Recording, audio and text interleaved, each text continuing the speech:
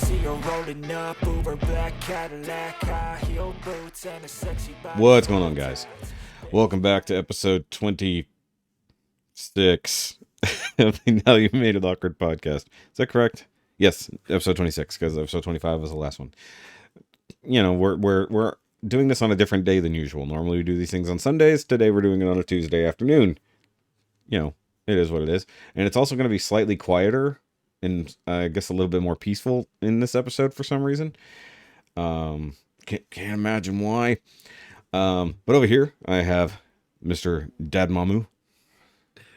Hi everybody, how's it going? Now with more clarity. Yes, now with more clarity and without slightly less nasal sound. You're less nasally without the headphones. And also happy belated birthday, because the last time we recorded was the day before your birthday and we didn't mention it on the podcast.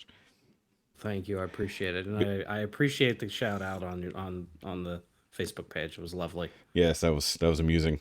And then my eyebrows were perfect. Yes, the flaming eyebrows for everybody who didn't get to see it. I'll put it up on the screen, at least for the YouTubeists. So if you're watching on YouTube, you will see the image that I did for Rob. So it is what it is. Uh-oh. What was that hiccup? Don't do that. Don't be doing hiccups right now. That was random. Okay, it's fine. Editing. It's wonderful. Exactly. Yes. So, we're going to go ahead and start out with comments and or questions. No emails this week, though we apparently have pending emails, as it were, because I did talk to Will on a live stream the other night, and he said he will have an email. He just had to go back through a series he was watching to send in his thoughts and feelings about it. So, it was on a recommendation. So, something going back to the Remembering Anne Heche episode, and, the whole past, present careers of celebrities and whatnot. We actually had a comment back there. I just didn't read it in time. So that was from J Lord in all caps. Trace amounts of cocaine and fentanyl means use was within the prior 7 days, not the day of the accident. I mean, yes, but it still means that, yes. Yes, I mean, either way, it doesn't mean she's not under the influence of. But right. Anyway, But yeah, I mean, obviously it was whatever was going on, both mentally and also psychedelically too. There haven't been any updates, at least that I've seen or heard of yet.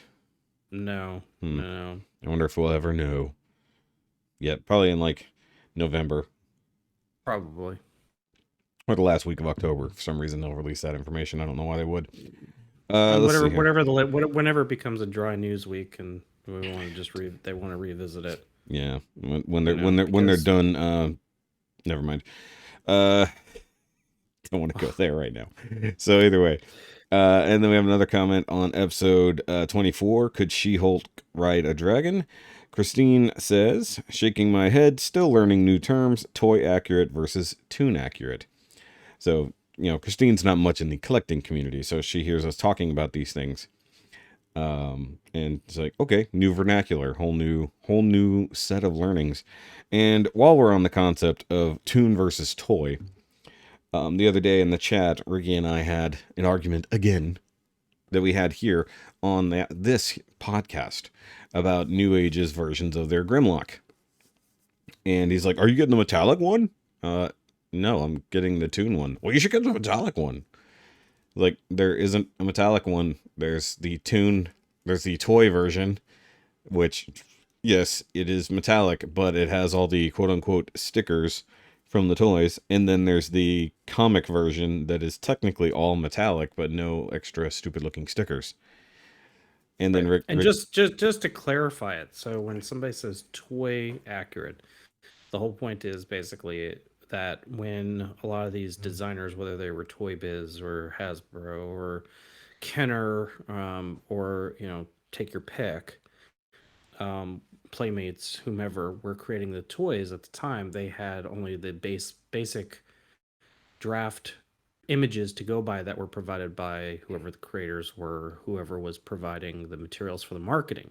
Mm-hmm. And so those toy designers had to basically design a toy based on what they saw for the colorations. And sometimes those colorations of what they were provided was not the most accurate, which is why there's a lot of toys out there that everybody always says that, oh, I remember that one from my childhood, but it really never actually looked that way because it actually looked more green, more blue, more purple, or was completely different color altogether. And sometimes those same toys, which wound up on the shelves, did not match anything of what the cartoons or what we remember as kids even looked like. Sometimes they did. Like Transformers, for instance. Like Transformers comes to mind a lot. G.I. Joe comes to mind a lot. I mean, even My Little Pony, for the girls, or How dare you? certain How ones, dare you? I mean, I'm just saying there were certain toys that just did not look anything like what we saw on TV. Well, this is true. So, because oftentimes, well, I was gonna say, oftentimes the toys are designed before a TV show even hits the ground. So, because there was a certain point in time where Gasp toys were actually made to sell the cartoons, and the cartoons were made to sell the toys. And sometimes they were also exclusives, such as KB or Toys R Us, where those had specific decos or designs. So Toon Accurate is basically considered to be more accurate to what the actual design was intended to be, or perhaps what the model ended up being in the long run. That also implies pretty much the same lines that I just mentioned. Yes. But it's closer to what people would say. Well, that's really what I do remember. So when we say like toy accurate versus toon accurate, one is more closer to what was potentially put on the shelves, whether or not it was a red face or a blue face or a gray face or green face or whatever on the toy, versus the actual cartoon where it was colorized a certain way. Whatever they could afford on the sale that week. That's exactly right. Yes. But what's weird is... Shout out to Sunbow. The weird thing is, in that conversation or that podcast, I don't remember us even mentioning toon versus toy accurate, so I don't even know what she's referencing, unfortunattunely. Well, I think that was weeks ago. You guys were talking about like cartoon version versus the toyetic versions of the Grimlocks, and what? I don't think this is also where these third-party manufacturers, or let's face it, even the regular party manufacturers, really try to play up on the old nostalgia factor, because now what we're getting manufacturers, and we have been really logically for the last 10, 15 years, reiterations of things. This is how these manufacturers sell toys, is by basically releasing, they make use of the same mold 1 or 2 or 3 times or more, depending upon what they're, what people remember or want for their decoration. Yeah. So there are some people that prefer the more, this is what I had in my childhood version, versus there are people that are like, man, that just popped off the screen. So it's a preference thing, Christine, more than anything. It just depends upon as a collector, what most people try to collect. Yeah. And of course, you want to make it even more complicated if you have something that came from a movie version, which is different from the TV version, which is different from the comic book version, and it's all technically the same character, but somehow different deco, different details, different manufacturer, different decade, something silly, Right. But yeah. All right, moving on from that comment. Also, guys, if you would like to comment on any of our videos, by all means, please do, because it will help fill the algorithm out, and YouTube will go, hey, you guys should watch these guys, because lots of people comment. But if you don't feel like it, you can write into the email at NowYouMadeItAwkwardMail@gmail.com in the description down below. Okay, so we do have a comment on last episode, which was fame and mental health, why are stars breaking down? I wanted to get some kind of supernova joke in there, but I just couldn't figure it. So, but Jan Goza, otherwise known as Jay, wrote in, not mad at you guys, just very busy these last couple of weeks. Expect a long email soon. So we have a promise of a long email, and I will check before we end this episode just in case. Just remember, Jay, paragraphs, okay? Please. Separate it out. It doesn't have to be precise, just paragraphs. Yes, and check grammar and spelling of things, because sometimes those sentences are wonky. It happens. It happens to the best of us, but sometimes we lose context because of whatever's actually written down. All right, and we actually, on the same episode, we have Will, good old Will, saying, personally, I think celebs will keep getting negativity online because social media rots the brain and we live in a terminally online world. If a celeb is a dickhead, that's going to make things worse, but it is not the only source of the problem. When people live online, they will say and do things that people disagree with. It tends to be a natural reaction in a sense. We're not all always... Hold on. We're not all always on gonna... What the fuck did he type here? Okay, so we're not all always going to be on the same page. That's what he was trying to type, but he put a word or two in the wrong spot there. Says the problem is, as you guys pointed out to a degree, people can't help themselves from being a-holes. No, I don't know what you mean. I have no idea what you mean, Will. Okay, I'm guilty of it too. We seem to forget that there's a person reading our comments and feel social media addicts don't care about that. This is also true. It's just a competition between them to see who can get the biggest reaction from whoever is being targeted by their hatred that day. I make an effort to at least try not to be toxic and only comment when it's relevant, but anyone can be an a-hole, but no one is willing to own their own BS. He didn't need the second own there. It was implied. It has to be someone else's fault, and we get caught going around and around on the carousel of hate and bile vitriol. Nice. On a happier note, thanks for the birthday wishes. Appreciate it. Also tell Rikki I'll try better about putting up his ego. Oh, puffing up his ego. Okay. Those F's look like T's. Should be wearing my glasses. So either way, he'll try to inflate Rikki's ego in the comments. Since he hasn't Rikki done does so not long. require more ego inflating. Nope, not at all. So it is what it is. No, So- that's very well. That's all very true. Yeah, for sure. Very, very true. I mean, we talked about it, in depth, really. So, we've all experienced it in one way or the other. Wow, we have a lot of... I'm just checking the email real quick. We have a whole bunch of spam. No actual emails, we got a whole bunch of spam. That's funny. But, yeah, like the negativity online kind of stuff... Just depending on where you're at. Like, Twitter is one thing. I mean, obviously I don't use Twitter much, but we see the reactions to Twitter mobs. We see what happens. Yeah, and I've used message boards. I mean, I grew up in, at a point in time where message boards, BBSs, were the thing, and that was whatever type of forums from like the... Yeah, it was still garbage. It was still garbage in, garbage out. Yeah, It just wasn't as big of a bag. That's how it is. And I feel like, and maybe it's a little different now, that there was a bit more gatekeeping back in the day when it came to online communities.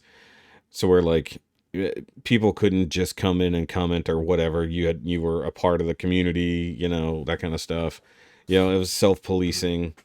Now it feels like the internet is open to anyone, and anyone can get to you no matter where you're at, and to say whatever horrible thing they want to you. And if they can't, they'll say it in a public forum and make sure it gets back to you somehow anyways, right? Right, exactly. Like the reply guys. Yeah, I mean, there's and it becomes even more of a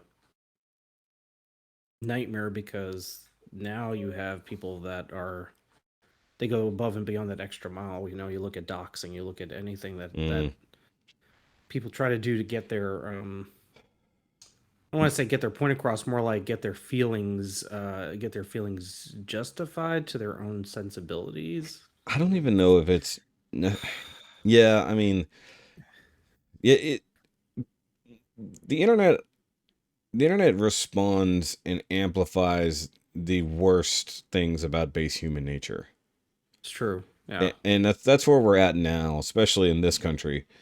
With everything that's going on politically and socially, and it's all being lived on every form of social media, every news report, every YouTube video, every Twitter thread, every Instagram reel or whatever, Facebook reel, Instagram thing. I don't fucking know anymore.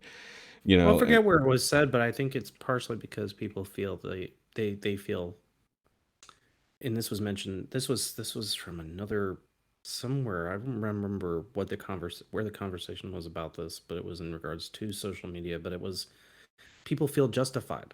Mhm. They feel personal justification in being able to do these things, but that's not. You know The what part of it societal is? norm is not But you know to what feel part of it justified. is? So the other thing about the internet world as we live in now is everyone has an overinflated sense of entitlement, and when they're assholes like this, they feel entitled to your attention.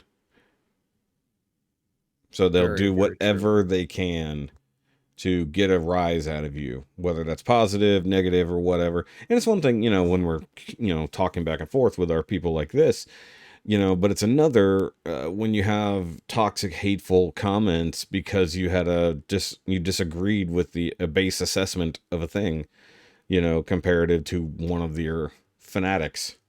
That's what I run into a lot on my reaction channel.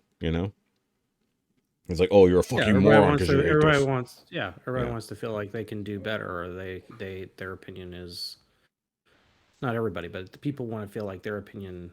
I think it's that they want to feel like their opinion matters, Hmm. and that's And, and, great, and like you but it's talked also about, not great. and you talked about the justification. So they also need people to dogpile to boost that opinion, Right. and heaven forbid you try to defend yourself, you know, Yeah. and the funny thing is, like, everyone always says you should not reply to any negative bullshit. I let it go to a certain degree until people are being ignorant. Like, it's one thing when you're just being a rude motherfucker because I can just ignore you and block it. I mean, it still gets to you on the inside a little bit. But when it gets to, okay, so for instance, I've been very critical of this one particular singing group because they make stylistic choices that are only out of style, not substance when it comes to the singing. They do things for wow factor, but they don't necessarily benefit the song, right? So I point Right. these things out. Now, mind you, I do it in a somewhat comedic fashion. I have a phrase on that channel, or I have a catchphrase, I guess. Unnecessary bass face. So it's like the face I make when I hear the shit, and I was like, whatever. To the point Yeah. that that's actually on a mug. But like, all of the fans of that group, no matter what positive things I have to say about them, no matter how much praise I can actually throw on top of them, cannot accept the negative criticism, and therefore will never accept the positive criticism. So, Right. and that's a big problem. And then they call you whatever ist, applies, and not just in this case, but on the internet in general. So if you disagree with something, you're some ist. You're an ist, or you're accused of some type of ism, whatever it might apply to the situation. And as much intersectionality on that ist or ism is better for them, right? Right. You know, Yeah. uh, Plus or minus for sure. Yeah. yeah. So I mean, I'm gonna go just topically here. Before we go on to other things, the brouhaha on the internet currently over the new Little Mermaid trailer that Disney just dropped, and the sheer amount of people who absolutely hate it, and like and like made their points valid. They're like, look, you guys have deviated so far from what we had the first place. How could you even call it this? And then the immediate response is, of course, you're racist. I don't even know how you go Yeah, but sexist, but and it's I hate just. to tell I hate I mean I hate to be that person, but Mhm. um the fact of the matter is the original Oh, it's an the adaptation to begin cartoon, with. the original cartoon from 19 whatever was so far off from the original Hans Brothers Christian Grimm Andersen. tale, Yeah, Hans Christian Andersen, yeah. tale of what the Little Mermaid was, and Hmm. this is where history and research matters, because if you actually read the original story, you would know. But I get it. Like, okay, you can have your vitriol towards it, but is it really worth it? Because Well, the other thing is, it's yeah, it's not even it's not even the vitriol towards it that matters as much as the anti-hatred, as you would say, coming back. Be like, okay, but the thing is, if you wanted to just make a Little Mermaid movie, and you wanted to say it's going to be based on the original stories, original book, whatever, okay, nobody can really bitch about that. But when you're Disney and you're doing live action remakes of all of your 80s and 90s cartoons, people love them for what they were and don't want to see things, special fundamental things, changed to such a degree. You know, and then they claim this, that, and the other about trying to be colorblind. It's like, you're trying to be colorblind, but you're not. You're doing the exact opposite. You're actually making it really obvious what you're doing. You know? What's the meme? Shh, just be quiet and enjoy things. Yeah, that would be great if one could just do so. But I mean, like, now, the thing is also, is like, for instance, there's some people who are up in arms about House of the Dragon, because the Valerian family is black, and they're not in the book.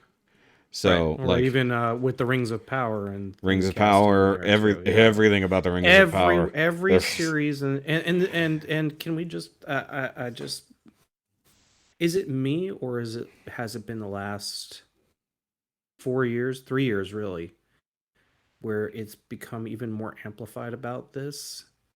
on Maybe which it's side? just me, but in regards to like the that's not how it should be isms. Uh-huh. I mean, it just seems in the last 3 years, with material that's being with media that's being produced, with things that are, we'll call them revamped, rebooted, reduxed. It just seems like the that's not how it's supposed to be isms have gotten even worse. I agree with that, especially when it comes to comic book movies, as if we haven't had that argument a million times on this show.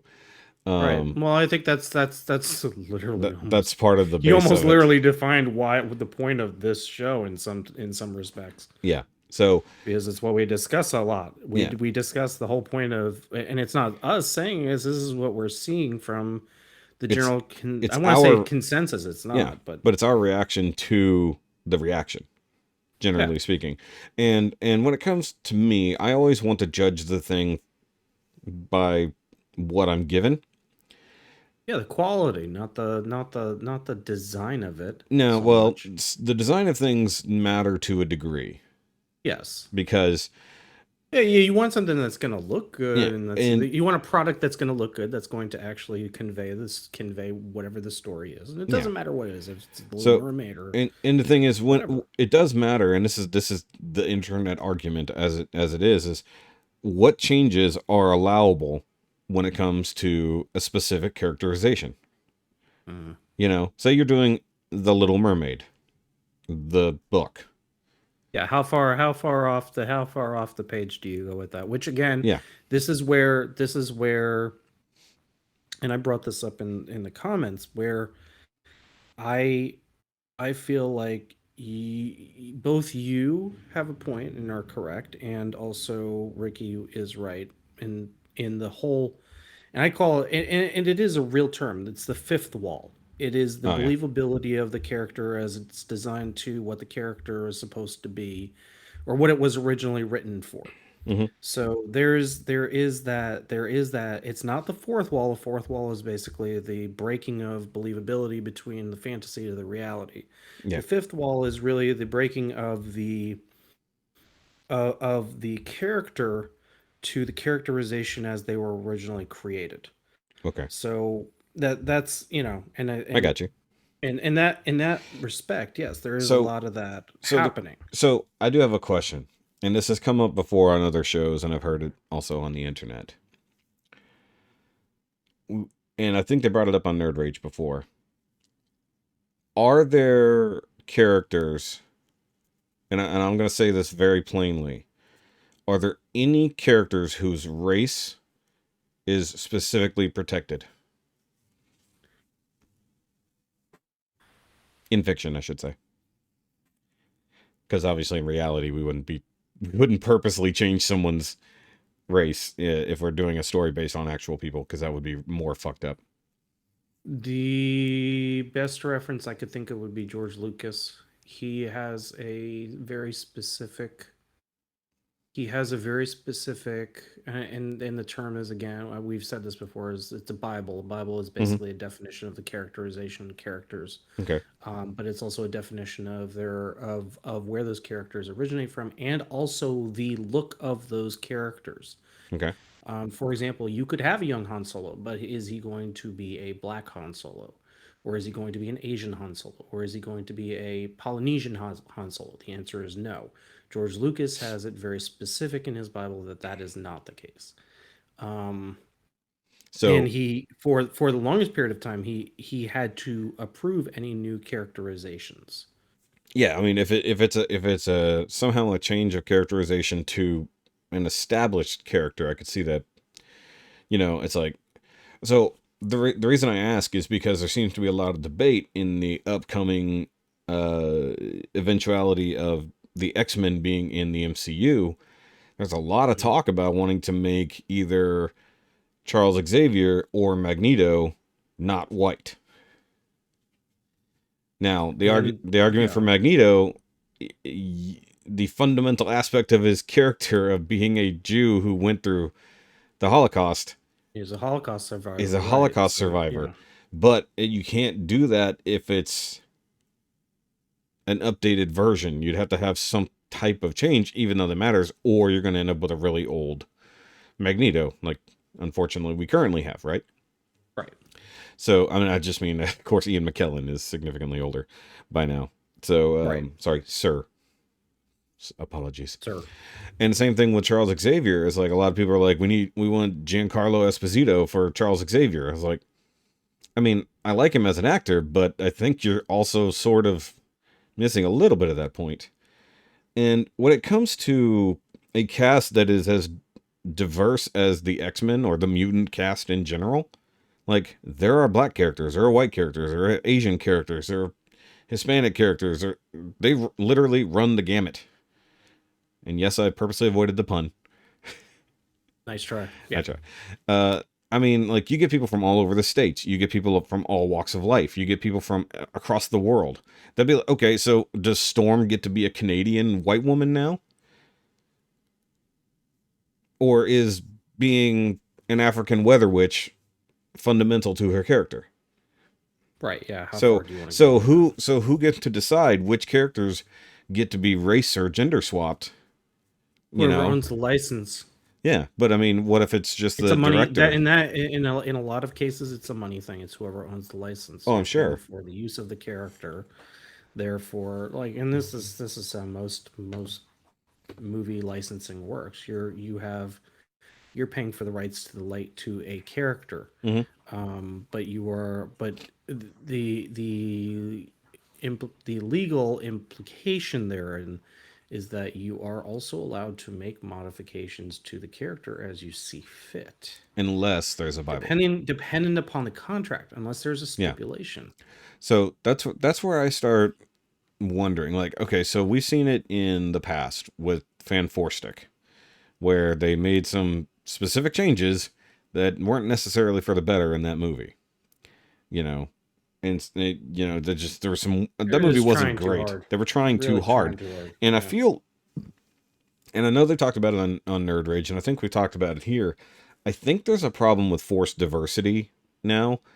It's like diversity matters more than the story. It matters more than characterization. Making sure that things are as diverse as possible first, and going from there is the new baseline in Hollywood. And I don't think, and I know they talked about it on Nerd Rage about The Boys. The Boys doesn't feel like forced diversity. It just feels normal. But you get on other kind of superhero-y shows, and sometimes it starts feeling forced, to be diverse. Like, okay, it's like, we know that there should be, due to the characters on screen, most of these should be white people. But now I'm intermixing, and they're changed up how they should be. That starts getting forced too far.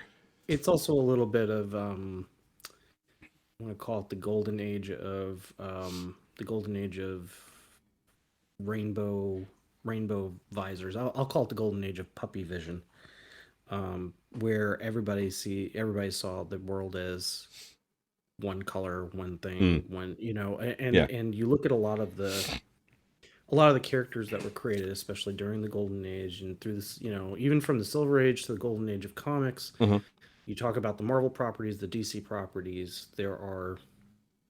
These were characters that were created in a certain way, in a certain color, we'll just say. Sure. Now, have those things changed over time? Have we seen other iterations? Yes. Is it, but this is the problem. Like, The Boys is more of a newer property. Yeah.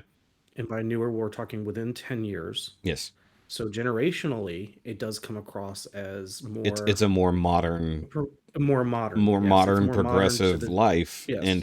And see, this is one thing I was talking about with is either with Rikki or Sean, because we're talking about the Lord of the Rings show, where now they have in a way forced diversity, but it's like part of it when I look at this show, one, it's gorgeous, but two, it looks too real life. When the fantasy world that has previously been established has been a very specific color palette. And to me, it actually, and it sounds bad. I'm not saying that I need everything to be white to work, but in a world where you've only been shown white to white-ish people that exist in a world, and now you have a full-on color palette, as it were, it almost takes you out of it a little bit. Like, that was my first experience watching the show's first 2 episodes. I was like, okay, I honestly don't care about the black elf, the black dwarf, or the other people that are mixed in. I don't internally care about it, but fantastically, I do. Because I was like, that's not what I've been shown in this world before, and now it actually takes me out of the fantasy and brings me to a different level.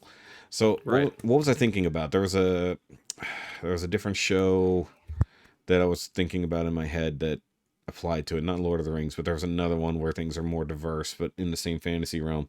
And I'm like, to me, it doesn't seem Lord of the Rings. It seems this, it might have been Game of Thrones, because Game of Thrones is far more like that, even with their fantastical aspects. So it's like, it's not that I have a problem with it. It's that, like, it takes me out of it when it's a world that's only ever been defined one way, Yeah, the believability does get changed quite a bit, because it's not how. Again, this is where toy accurate versus toon accurate does come in. So it's book accurate to TV accurate to movie accurate. Which version of Elrond is your favorite? Right, exactly. Yeah. But I think that, like, ultimately, like, it doesn't matter as much as the internet. In this case, I should say, it doesn't matter as much as the internet is making it out to be. But I feel like when it comes to the Little Mermaid problem, the potential XMen problem, I feel like there's a certain level of don't fuck with itness that should be established, but being Disney, they don't care. They only care about certain quotas. They only care about which Twitter mob is going to be more mad at them. And in this case, they're finding out exactly which mobs are mad at them. And actually, it's people who just love the original Little Mermaid movie that much. They're like, why did you fucking do this? And then, to me, I'm like, they told you they were doing this 3 years ago. Why are you only mad about it now that they did it? It's like, I was mad about it then. It's just like, no. Because it came to the forefront. It finally happened. It finally happened, yeah. Right. And they're like, oh no, that'll never happen. I think there were people who thought that. Oh my gosh, and just really brief. So, as a collector, particularly of Transformers, and somebody who has been in the fandom for a very long time, the phrase Michael Bay has ruined my childhood has come up way more than a few times, and that's not for me, but that's what other this is what I've heard from individuals, and it applies the same for just about every property, because it is your childhood that you feel is being besmirched. Yes, and being and this goes for any fan talking about the thing they love the most. Once again, it's like, I think we all have a certain level of acceptability when it comes to modifying the thing we like and how far out of bounds we'll allow it to go. And this is where the gatekeepers have been said, like every property needs to be gate kept, so that it's made exactly the way it needs to be done. And I don't really agree with that. But I also agree on the other side of it that, like I said, there should be lines established, especially when it comes to characters. Like, so like there's like, how could I put this? Say they made She-Hulk blonde, like in Hulk form. That would just be a really fucking weird choice to make. And it would probably take most people out of it. Like, her hair's like supposed to be black to shiny blue or green. It's like there's no room for it to be blonde. What the fuck are you doing? It's like, or well, like, it's one thing when they race or gender swap a character but can somehow justify it, I guess. But there's certain lines. I think the problem is we moved the line of acceptability to like minute things when it used to be major things. And I think that's where Rikki and I disagree a lot. When it comes to, for instance, with She-Hulk, when we talked about how far off the map are you supposed to go before you're losing the audience? Yeah, and I think that when it comes but people to get mean about it too. Oh, they do. That's also what the whole point of this is that yes, it is different. Should it be so vastly different that you stop enjoying it? No, that's not.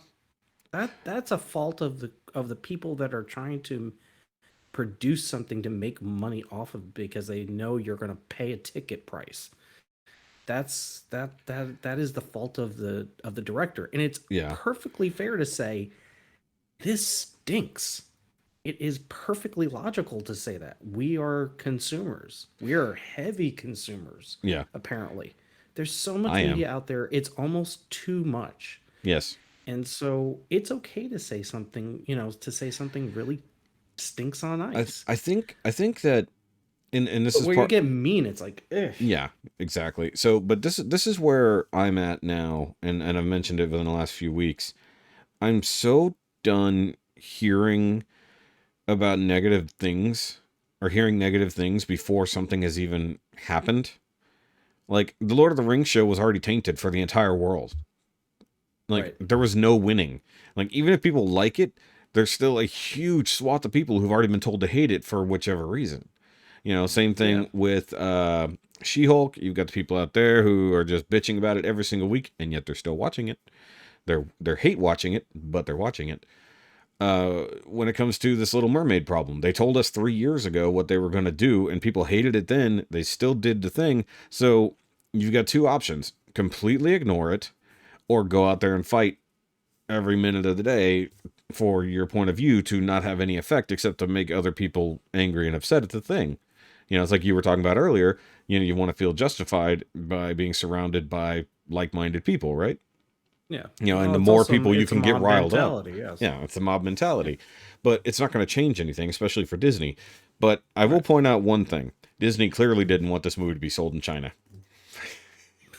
Right. It's like, let's be honest here. It's like no movie. I mean, even Black Panther wasn't really sold in China. And if it was, they actually modified who was bigger on the poster. Actually, they specifically did that with Star Wars, where they either made Finn smaller or eliminated him entirely from the movie poster because, not to go on whataboutisms, but China is significantly more racist in that aspect than almost any other place in the world. But we allow it, it's their version of puppy vision. I guess so. They're neutralizing for the sanctity of the people. Yes.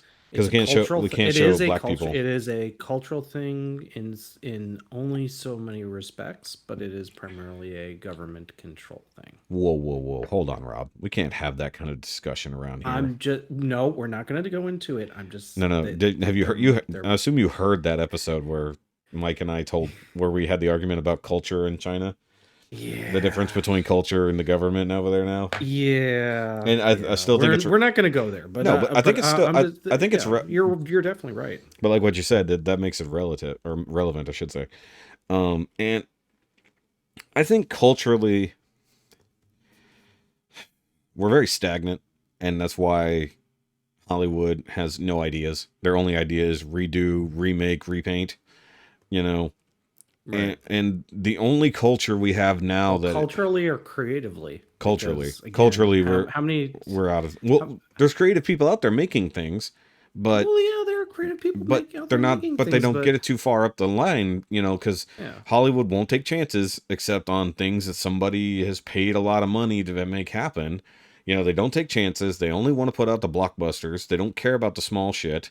If they do, it ends up getting on the Netflix or something like that directly. Like Prey. Prey was a fantastic movie. You know, somebody spent a lot of money on, but it didn't really go to theaters. They probably didn't really want to put it, you know, a real chance on it, as it were.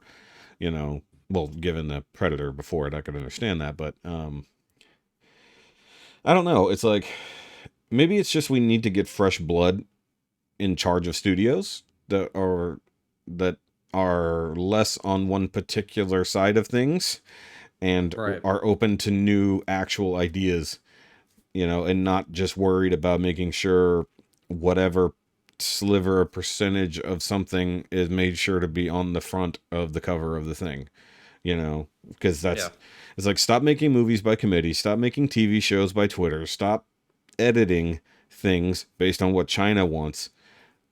Just let creators create and give them the ability to do it. And then judge whether or not it's crap when it happens. You know? Right. Yeah. I mean, we used to do that. Half of the 80s would never have happened if there weren't studios willing to take chances on things. Yeah. And I mean, like, back then, they had to come up with new shit, because otherwise it's just going to be revamped, recolored things from the 50s. Right. You know, because nobody wanted to acknowledge the 60s and 70s just happened in the 80s. They wanted to move on. We're like, no, we're not doing that anymore. It's like 80s, new, dark, grungy. We need things like that. We can't do this colorful, sunshine, huggy bullshit with all the drugs. Dark, gritty. Yeah. Bullets. Yeah. It's and that's not a complaint. I'm just saying that that's basically what they did.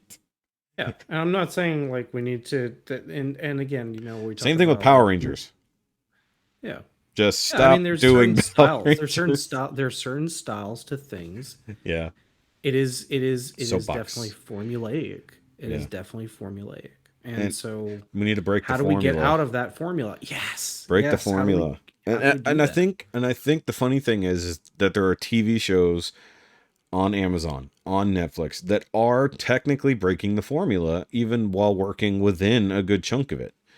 It's like Stranger Things was kind of formulaic. And then a lot of people say, well, they're just basing it on nostalgia. It's like, yes, but they're doing a good thing within that frame of reference. Right. It's like all they did was set the show in 1984 to 1986, 1987. And they just let you know that, hey, by the way, remember when you lived through that? Imagine the shit if you went through it. Is really what it was for. But it was made for all ages. But they made a good show with it. Yeah. The Boys, being a somewhat fresh take on superheroes, is doing the Lord's work when it comes to actually making a TV show that most people can enjoy, despite how divisive it really is. Like, well, yes and no. I also attribute like Kick-Ass to that. Yes. As Kick-Ass came out 7 years earlier. The ultra-violent, more realistic, gritty take on superheroes.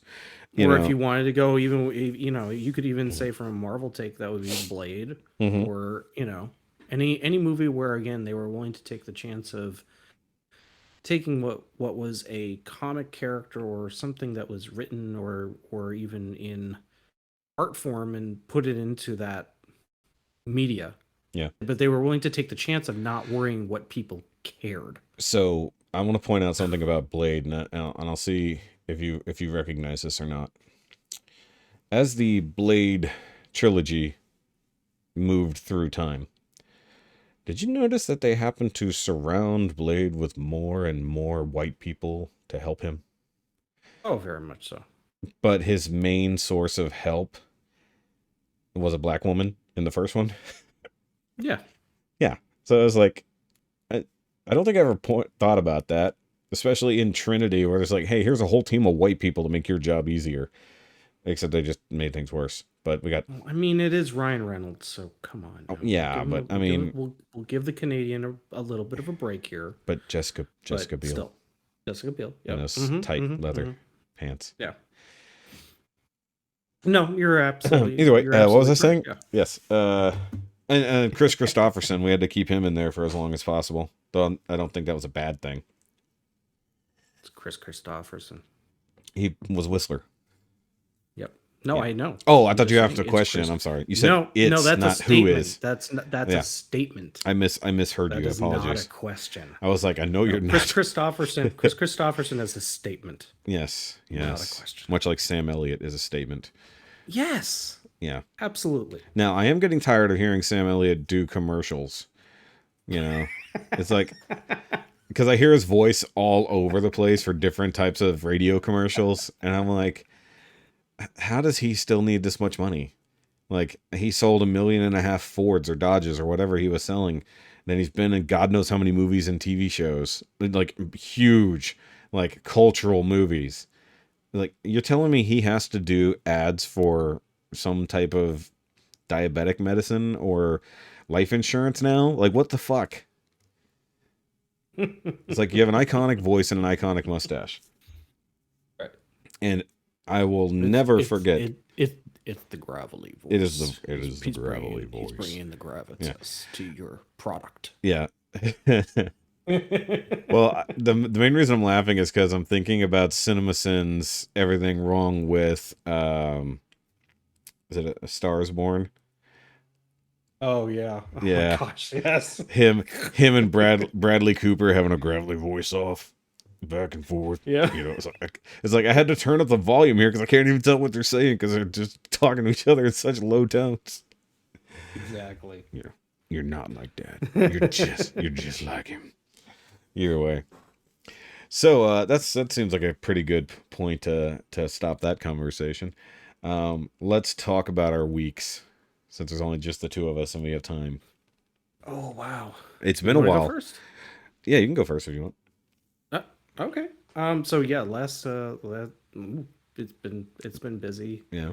So last week was my birthday on Labor Day, and it was quite nice. Did you I labor? got a No. We just kind of chilled and had some. My favorite restaurant is Red Robin. I love a good burger, especially when it's free for your birthday. But yeah, I got surprised. My wife invited an old friend of mine who lives near to us, and so she surprised us over there, and we had some other friends show up. So it actually felt like a pretty nice, normal birthday. So what kind of burger did you get? Oh, the whiskey smokehouse. Okay, so that's acceptable. Absolutely. There. Like, I've only been to Red Robin like a handful of times. Every time we go down to the Improv, there's a Red Robin next door. So we'll go there. Especially if we get there early. You know, we show up like an hour and a half before the show, get some food, because do not pay for food at the Improv. Right. Do not.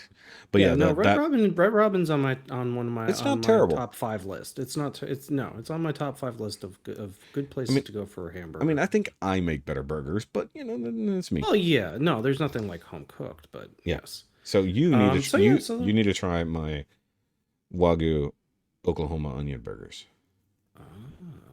I need that recipe. Yeah. We talked about it on the food episode, so we gotta go back and relook. Yeah, exactly. But no, I got some nice little gifts. I got an Optimus Prime coffee mug from the youngest, and a set of the Royal Mail Transformers stamp set. Oh, from the wife, because that's what I asked for. That's pretty cool. So yeah, they arrived. They actually arrived. Speaking of Royal Mail, R.I.P. Queen Elizabeth. Yes, well, they actually arrived on the date of her departure from the earth. Yes, so we did miss that. We did miss that in the last week. Realistically, last week was insane. There's a lot of news, for sure. Well, just life for sure. Like, I'll talk about my end. Yeah, for sure. But yeah, no. Otherwise, like it was just a very nice birthday, and then We are just working. We've got the car, one of our cars in the shop because apparently we cracked a ball bearing on the front end, hitting a Explain. pothole. Wheel bearing. Yeah. Oh no, So ball joint. You popped a ball the ball joint. joint. Yeah, Yeah, it's like ball yeah. bearing. I was like, Ball no, ball joint. it's a ball Sorry. joint. Oh, that sucks. Yeah, part of the front Suspension. assembly, Yeah, the suspension. Yeah. yeah, that's So not too bad a the car was fix. making a rattling noise. We Mm-hmm. took it to one shop. They said, "Well, let us replace this one part," and they Mm-hmm. replaced the part, and it didn't help. It was still rattling around, and this all occurred because we accidentally had hit a pretty nasty pothole. That's usually what does it. Yeah, and so the car shop said, "Well, you know what? Let's try. Oh, let's get the front strut piece replaced, and we'll do that for you. We'll get the part and we'll replace it for you, no Mm-hmm. charge." Which was very nice. And so they did that, and they replaced the struts. And then we took the car back from them, and when you turn the wheel, it started creaking like an old boat in the Mm. rain. Yep. So it's just a little too tight, and my wife was like, "You know what? I'm going to take it to the dealership You, and see what they say." you know what? You know what that noise is. A lot of times, it's just the spring rubbing. Yeah, Yeah, that's all it is. yeah, It's not even yeah. doing anything bad because I did this on the wife's car. Hmm. And it was, yes, the struts and everything were wore out, and there's a little kind of rubber seat that things sit in usually to keep things quiet and not moving much. And all it was is when you Right. turned a certain degree, it just made that spring just turn one little more creak than it felt like doing. It wasn't doing anything out Hmm. of the normal, but it was just creaking for that reason. Right. Yeah. In case you don't know, I'm a trained mechanic. Oh, excellent! I did not know that. Yes. But yes, so now we have it in the shop, and they actually had originally were telling us it was going to be months before they could get the part because it was on a Mm. back order, but they did actually manage to get it, and it's being installed. But we have a loaner at the So moment. so it was the lower ball joint on the front driver's side, if I had to guess. Yeah, And they went for this. passengers actually, Oh, it but was yeah, passenger. Okay. yeah. Oh, that would make sense. You had a pothole you couldn't see. Yeah. Okay. So you had Hmm. the passenger side. That is kind of annoying. What kind of car?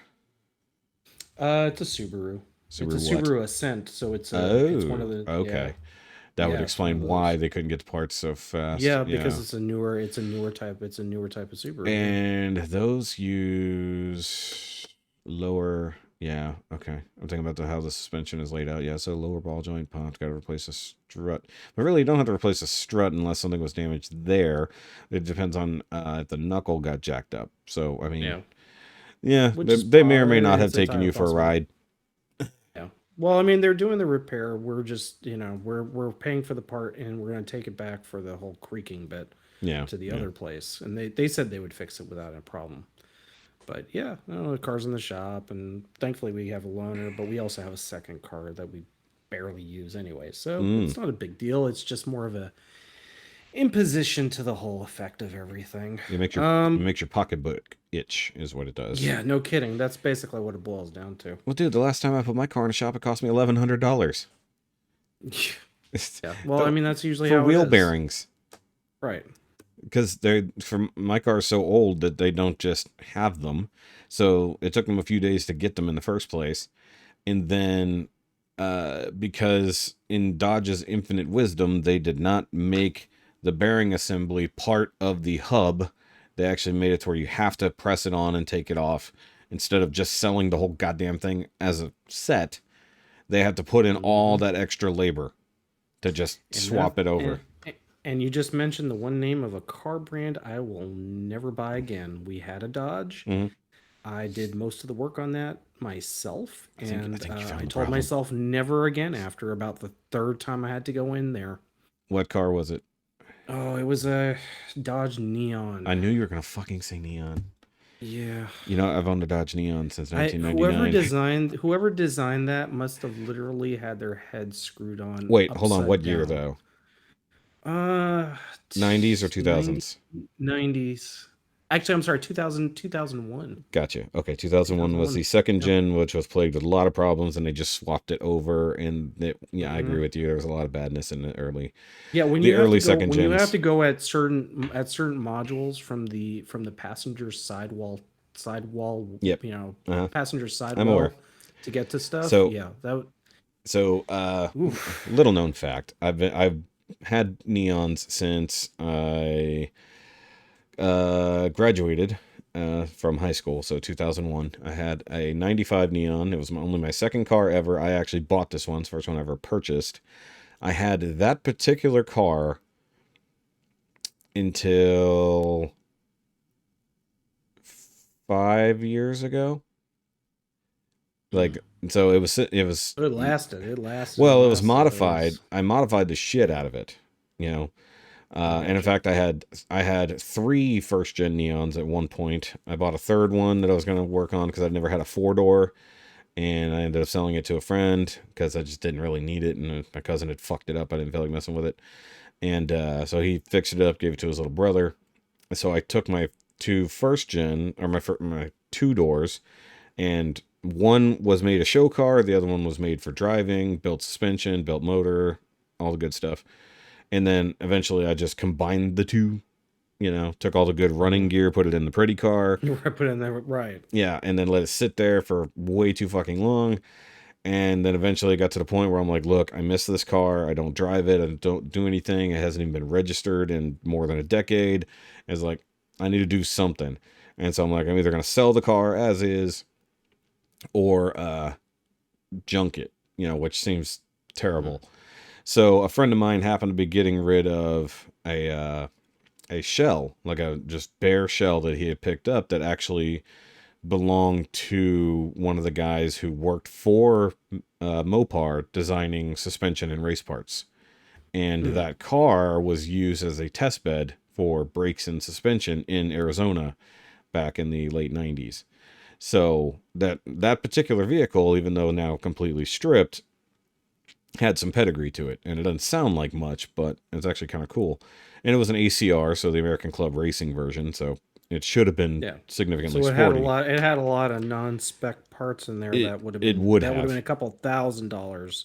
Yeah, on the average. Yes. Yeah. So for the layman out there that's listening. Yes. So what I did was I traded him some parts that I had laying around, and I took that shell home, and I stripped my old car of like everything that I could transfer over. Like, I mean, it had nothing. There was no interior, there was no windshield, there was no suspension, or there was a bare minimum of suspension to keep the wheels on, but that's it. No steering, no engine, no nothing. And I transferred everything from my car into that one. Right. And got it running. Had some electrical gremlins I could not track down. Like with the turn signals and stuff like that. They're really annoying the hell out of me. But, I mean, like, that is the most amount of work I've ever done. Because I never took apart the car to that much of a level. You know, stripping it. And then I ended up trashing the original car. Because couldn't do anything with the empty shell at this point, you know. So, and, you know, I already have the title and everything for this one. So I said, screw it, I'll just make a daily out of it. And at this point, I bought my current car, which is an 04 SRT4. So, still a neon technically, but not in name. But, you know, turbo, 5-speed, all the goodness. So that's where all my time and effort has been going instead of the old car. So the old car is just sitting in my mom's house, not doing anything with it. But, like, I've learned a lot about neons. But I feel you on the second gen because I bought one, or I made my girlfriend buy one back in the day. And she paid too much fucking money for it like an idiot. If I'd gone with her, she would not have bought that car. But she bought it while I was at work. And she paid way too much for it. There was title problems. Right. And then I had to work on it. So I feel you on the mechanical problem because I had to... the last thing I did on it was put in a new timing system. Because it came apart on me. But prior to that, I had to put a whole new catalytic converter on it. Because the old one had completely deteriorated, and something I've never seen before. And Facebook reminded me of this. I couldn't. She was running so much back pressure, like everything's boiling out the top. And I was like, "What the hell?" And I finally dropped the exhaust. I pull that cat off, and there's a chunk of the inner material sitting sideways up inside where it meets up to the header. Oh, jeez! Like it had exploded and turned and blocked it completely. So fun times, but that gave me the ability to put on some new exhaust on there that I already had laying around. So it sounded really good Yeah. after that. The AC No, I worked. like to. I The like to AC think I'm worked well. pretty. I like to think I'm pretty, or at least semi moderately competent enough. I mean, there's a YouTube video for everything. Yes. But I mean, I've done sensor replacements, but I've never had to like complete, and I've done timing belt replacements. Mm-hmm. But I don't do my own oil changes. I'm not, we don't have the lifts and all that just to Yeah, do it. it's annoying. But most of the time, like we try to keep our cars in decent shape, and we've had 3 years of not really running around in them, so we haven't exactly put a bunch of mileage on them. Yeah. But we're, it's yeah, when we hit the pothole, it was sort of like, oh no, our baby, because we do really like this Subaru. We've been thinking about getting one eventually. Not one of those, but a Subaru. Yeah, I mean they're quite good, and so yeah, so car in the shop. But otherwise though, I've actually been going through cleaning up quite a bit out of my office, box wise and stuff. I wound up opening up a box and of stuff that we had moved, but I never had like gone into until I started opening up for my collection shelves. And I was like, oh, here's the figures that I was looking for, and another 6 that I didn't even remember that I had. So I was like, I wound up with 6 whole other figures on top of what I had gotten, or what I was originally looking for. Mm-hmm. So I was like, oh, that's quite nice. Lot of reading. I actually finished 2 books. One was a Doctor Who book, The Silent Stars Go By, which is actually it's a 11th Doctor novel. It's quite good. And also one that I got from the library, that it was written as a radio play. And so it's called Tempest Runner, and it's part of the High Republic series. Okay. So it is new canon, or current canon, but it was written as a radio play with VFX and the whole 9 yards. It's written as a script, and I found myself kind of not put off by it. Just it's just a different format of reading. Like it's the difference between reading a book versus reading an actual like play. Yeah, isn't that what happened with that that Harry Potter sequel story? What was it called? The something child. Yeah. I know exactly what you're talking about. Yeah, but it was written as a script. It was written as a play. Written as a play, right? And they put it out in a novel form, and it's like, it's more like a textbook at this point. Yeah, and so this one was called Tempest Runner, and it turned out, even if it was a very thick book, but it was a very quick read through. And it was actually enjoyable, because I think I found it was actually more enjoyable than a standard book, because it wasn't, you're reading it like a play, and you're also reading it, you find yourself reading it in the voices of the characters that you think. Well, I think everybody does that, like whether they mean to or not. They somehow associate, even if it's a character they've never heard in a very literal sense, they will somehow assign a voice. Right. Whether it's another character that you already know, or something. I was like, this sounds like this. Especially if there's not a descriptor about like their accent or something like that. You just put some kind of sauce on it in your head. Yeah, and I find, especially with character novels or any type of, because I read a lot, my tendencies fluctuate more towards science fiction. I tend to find myself reading certain things in certain characters' voices or in their inflections. So let me ask you real quick though, since you talked about that Doctor Who novel or book. Yeah. Do you think that the mainstream audience will ever accept Chibnall's run as canon? Oh, that's a very good question. Because the more I'm hearing about it, especially when it comes to the Timeless Child shit, there's a lot of unhappy Whovians.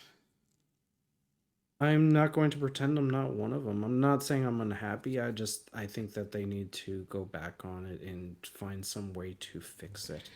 I mean, how do you Even if it is, well, I mean, there's actually a couple of ways that it could be fixed. In that they could go from a alternate universe timeline, yeah, because again, the whole purpose of Doctor Who, and particularly the TARDIS, is that it is um, relative dimensions to what yeah, but we I might mean, consider. but what do we do? Do we go back to where Capaldi right, went out yeah, and just pretend that Jodie's never happened? I mean, like, because the biggest problem we have now is that with the concept of the timeless child, without going into too much spoilers, it it kicked open a very narrow doorway.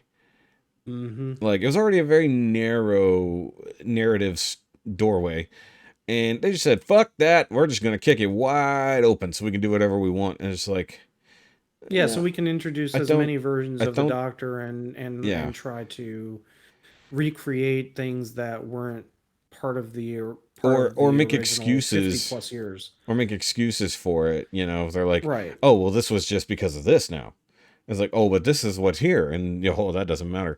Very recently, I won't say I got into an argument, but I was privy to an argument on the internet about whether or not the doctor's daughter, quote unquote, technically regenerated when she came back to life, or it was the quote unquote the source just bringing her back to life as it terraformed everything else. Like, that's a legitimate argument. It is a legitimate argument, but if you're also going by the whole, the Doctor gets an unlimited period, up to 12 hours to regenerate, Yeah. and I'm looking at First night, Tennant's 19 original. hours. Yeah, the first Yeah. 19 hours, right? Especially when David Tennant's Doctor regenerated an entire arm. Yeah. So, And then which also caused an its own entire meta person. crisis, right? An entire person, right? So and just on that argument front, what I found in a very, very short Google search was that the original article that made the claim that it was uh the source, not her regenerating, Mm-hmm. is not. It literally states in the wiki is like, this article whoever wrote this article is not seen as an official source of canon All right. articles for this wiki, but we're quoting it anyways.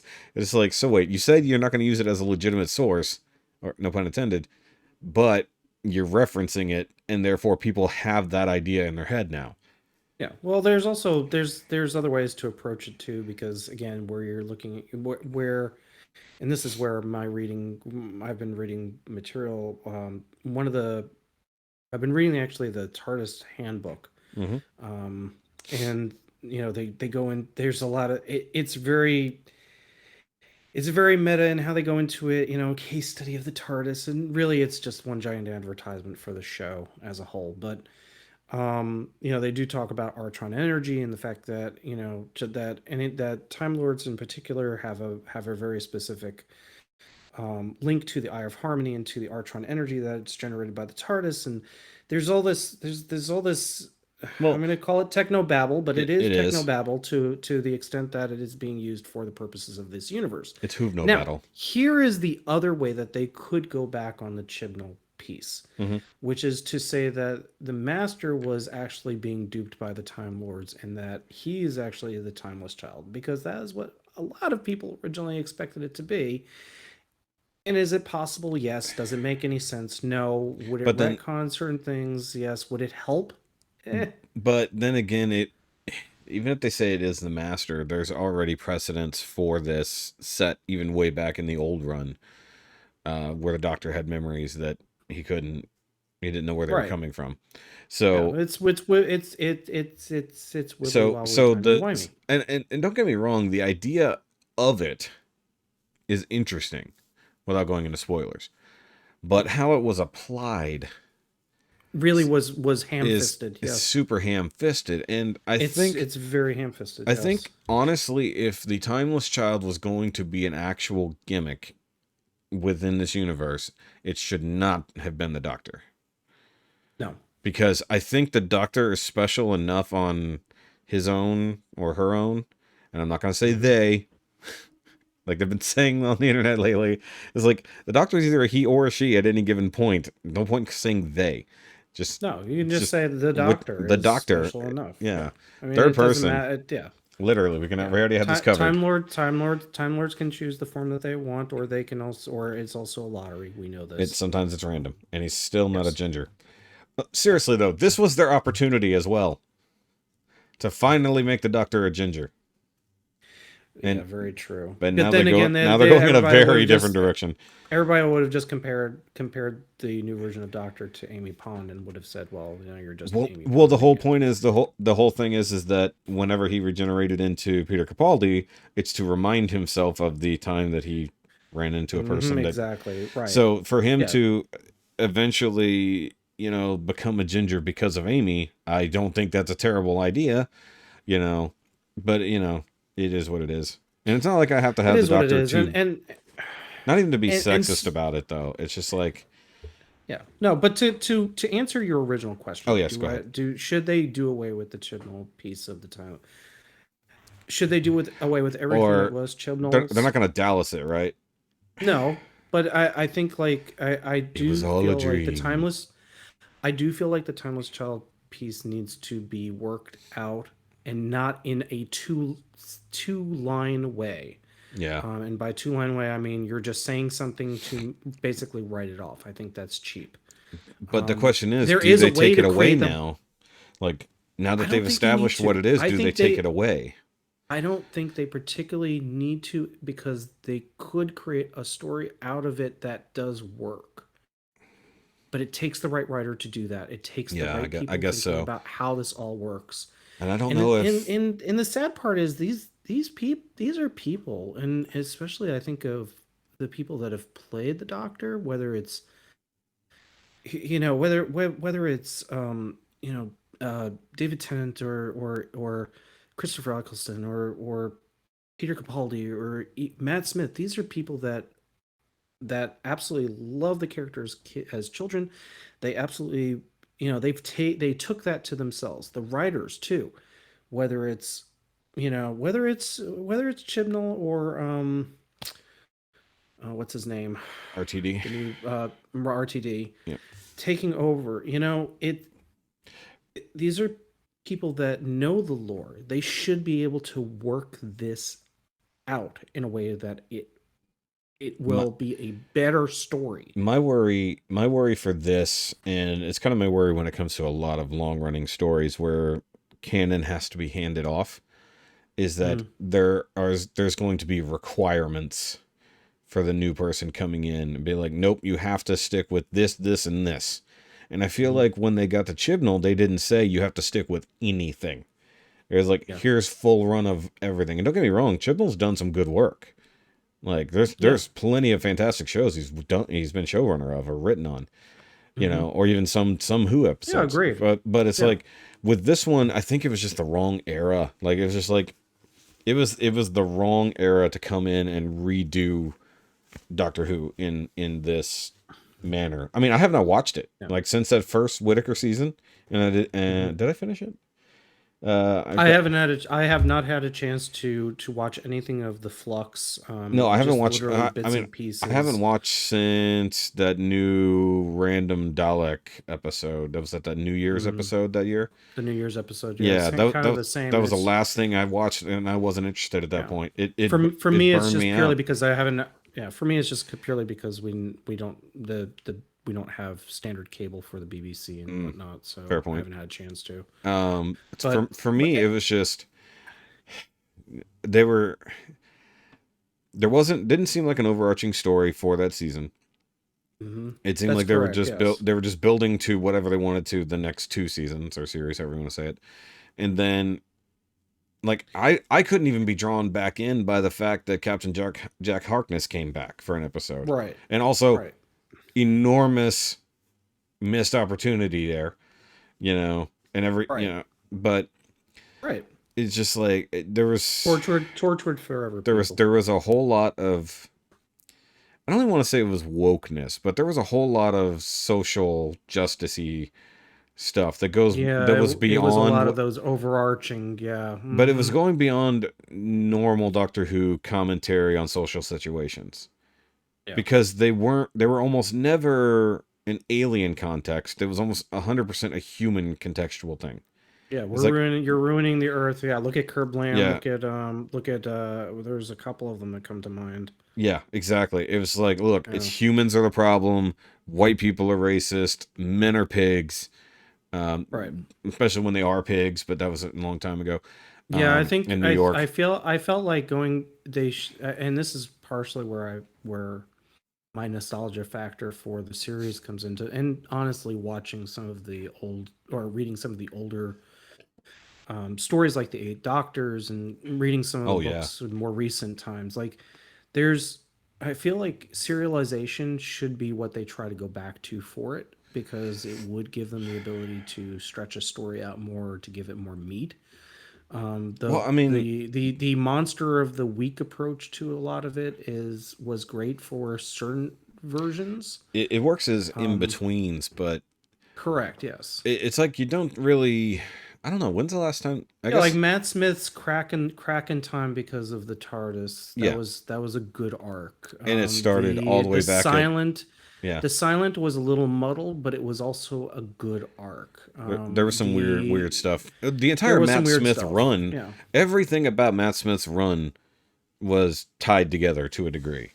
Correct, You know, yeah. and the same thing with David Tennant. You know, Peter, yeah, and Peter Capaldi with the confession dial and with The confession dial part was up until Clara's story, but then when we got Bill, it ended up being more of a monster of the week again.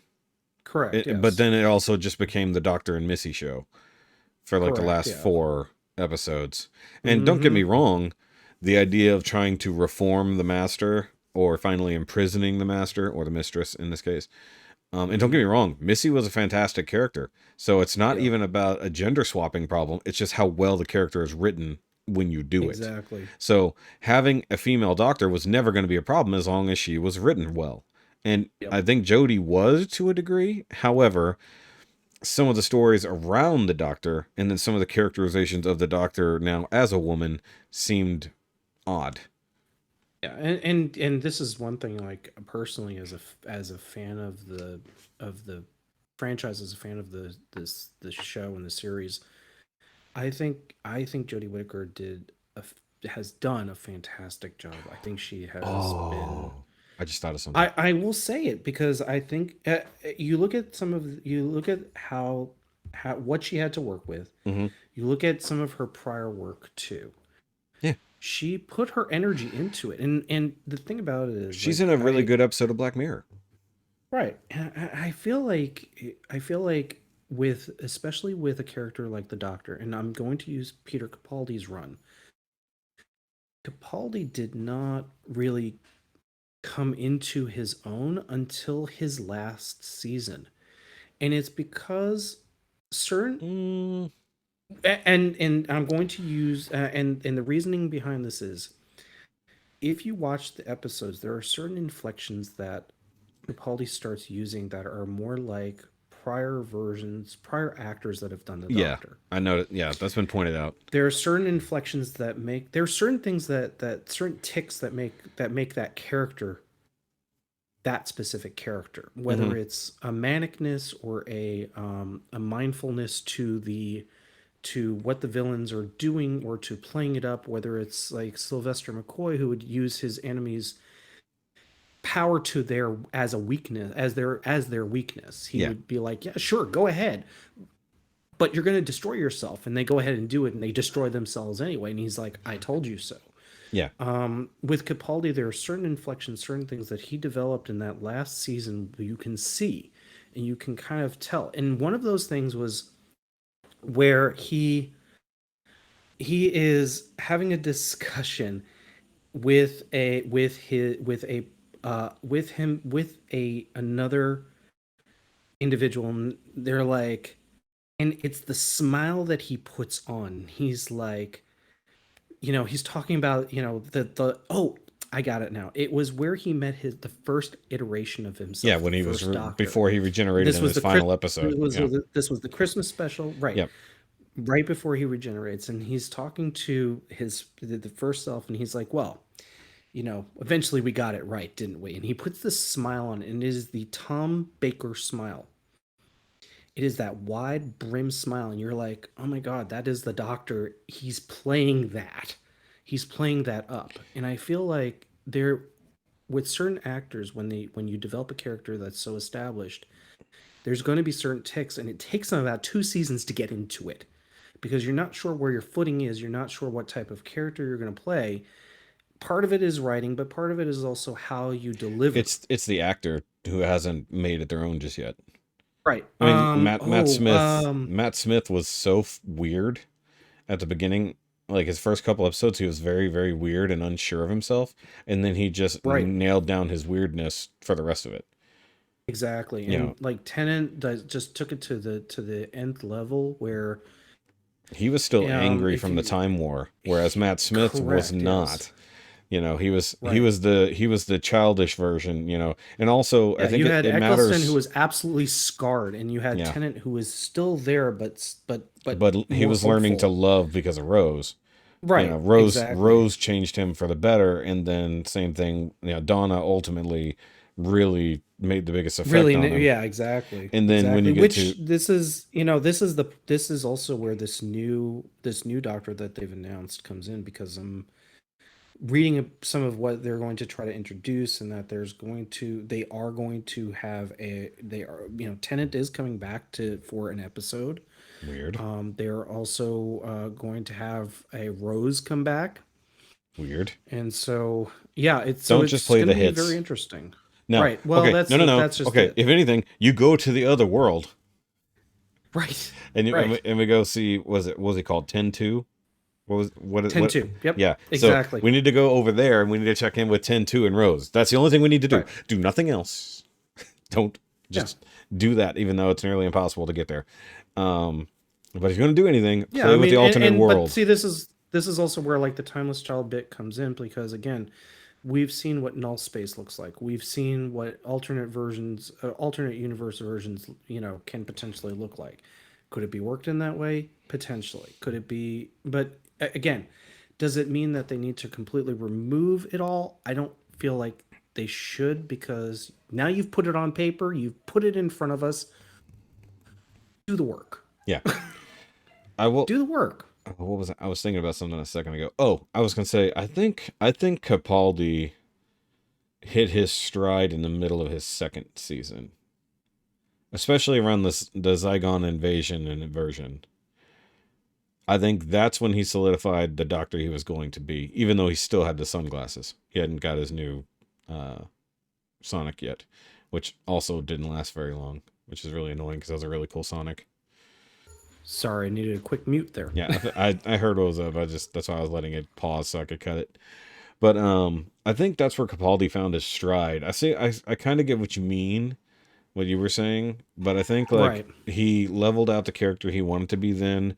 I think with the being on his new regeneration cycle really messed with him at first, like psychologically. He literally didn't know how he was. Remember when he asked Clara, "Is like, am I a good man?"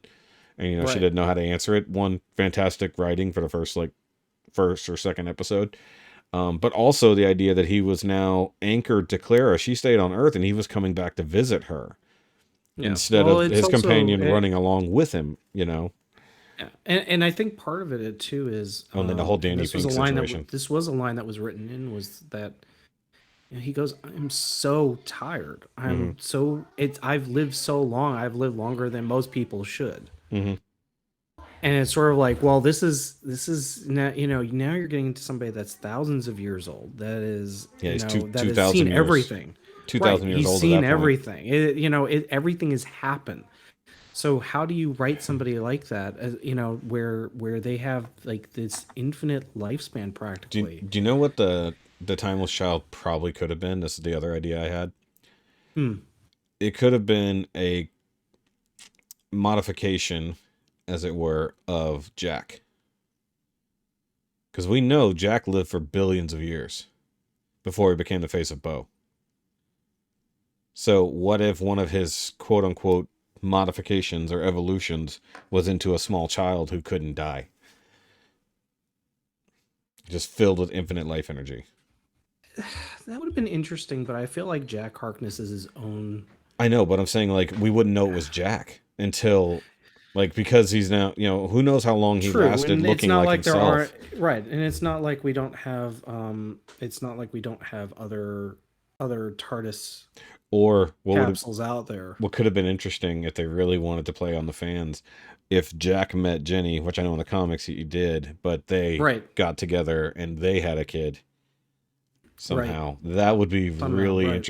a functional immortal cursed with life with a mostly Time Lord person. Right. Well, actually, technically, she's more. I don't know, because weird part about Jenny is that something I learned is that Gallifreyan and Time Lord aren't interchangeable. Time Lords are very specific. They're the ones who can regenerate, all that, due to their exposure to the Tempered Schism, all that, or the research into the Timeless Child. Either way. So it would have been interesting to see what would happen if, because her storyline was just completely abandoned in the show as it is. Yeah, but she has a lot of. She actually has. There are 2 audio stories in the comic one. It's very long running. I mean, she even interacted with like almost every iteration of the Doctor at some point. Yet he has no memory of her. Right. So very interesting how that works. She's kind of the comic version of Clara in a way. Yes. And also, something I point out with Clara is that they were so clever when they wrote her storyline that I think one of the very first lines she ever uttered also ties in all the way back to where she, quote unquote, dies in the Day of the Doctor. Right. And that is, I don't know where I am. And then once you realize that the reason, of course, all of these Claras he's run into have said this, and then she ends up saying it because of the situation she gets into, then it totally makes sense. Yeah. I was like, I cannot believe they fucking wrote that. No, it was quite good. And it was quite well done. And that's what I was getting. I was like, nothing hooked me about Jodie Whittaker's run. Like and it's not like I was averse to the characters. I always give I give the whole season a try. But it never hooked me. Yeah.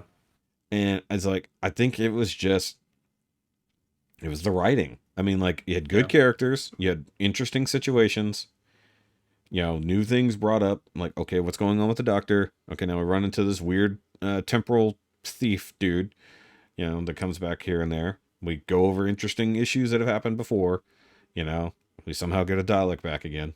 All these things should have been good enough, but it just wasn't. And I don't know if it's because you had a man writing for a woman, and that doesn't really work that way. You generally want a woman to write for a woman, so that you actually get some of that stuff across. No, I think it's purely the writing in terms of what you have to dialogue too. The dialogue, right? It was kind of There's just too many characters, too many companions the for fam. Companion cast. Too much, and not to say that the companions weren't great. They are great. Just too many of them at once. There are just too many of them. Right. Yeah. Mixing it in so far and so fast was just a step. It just did not jive. It didn't gel well. No.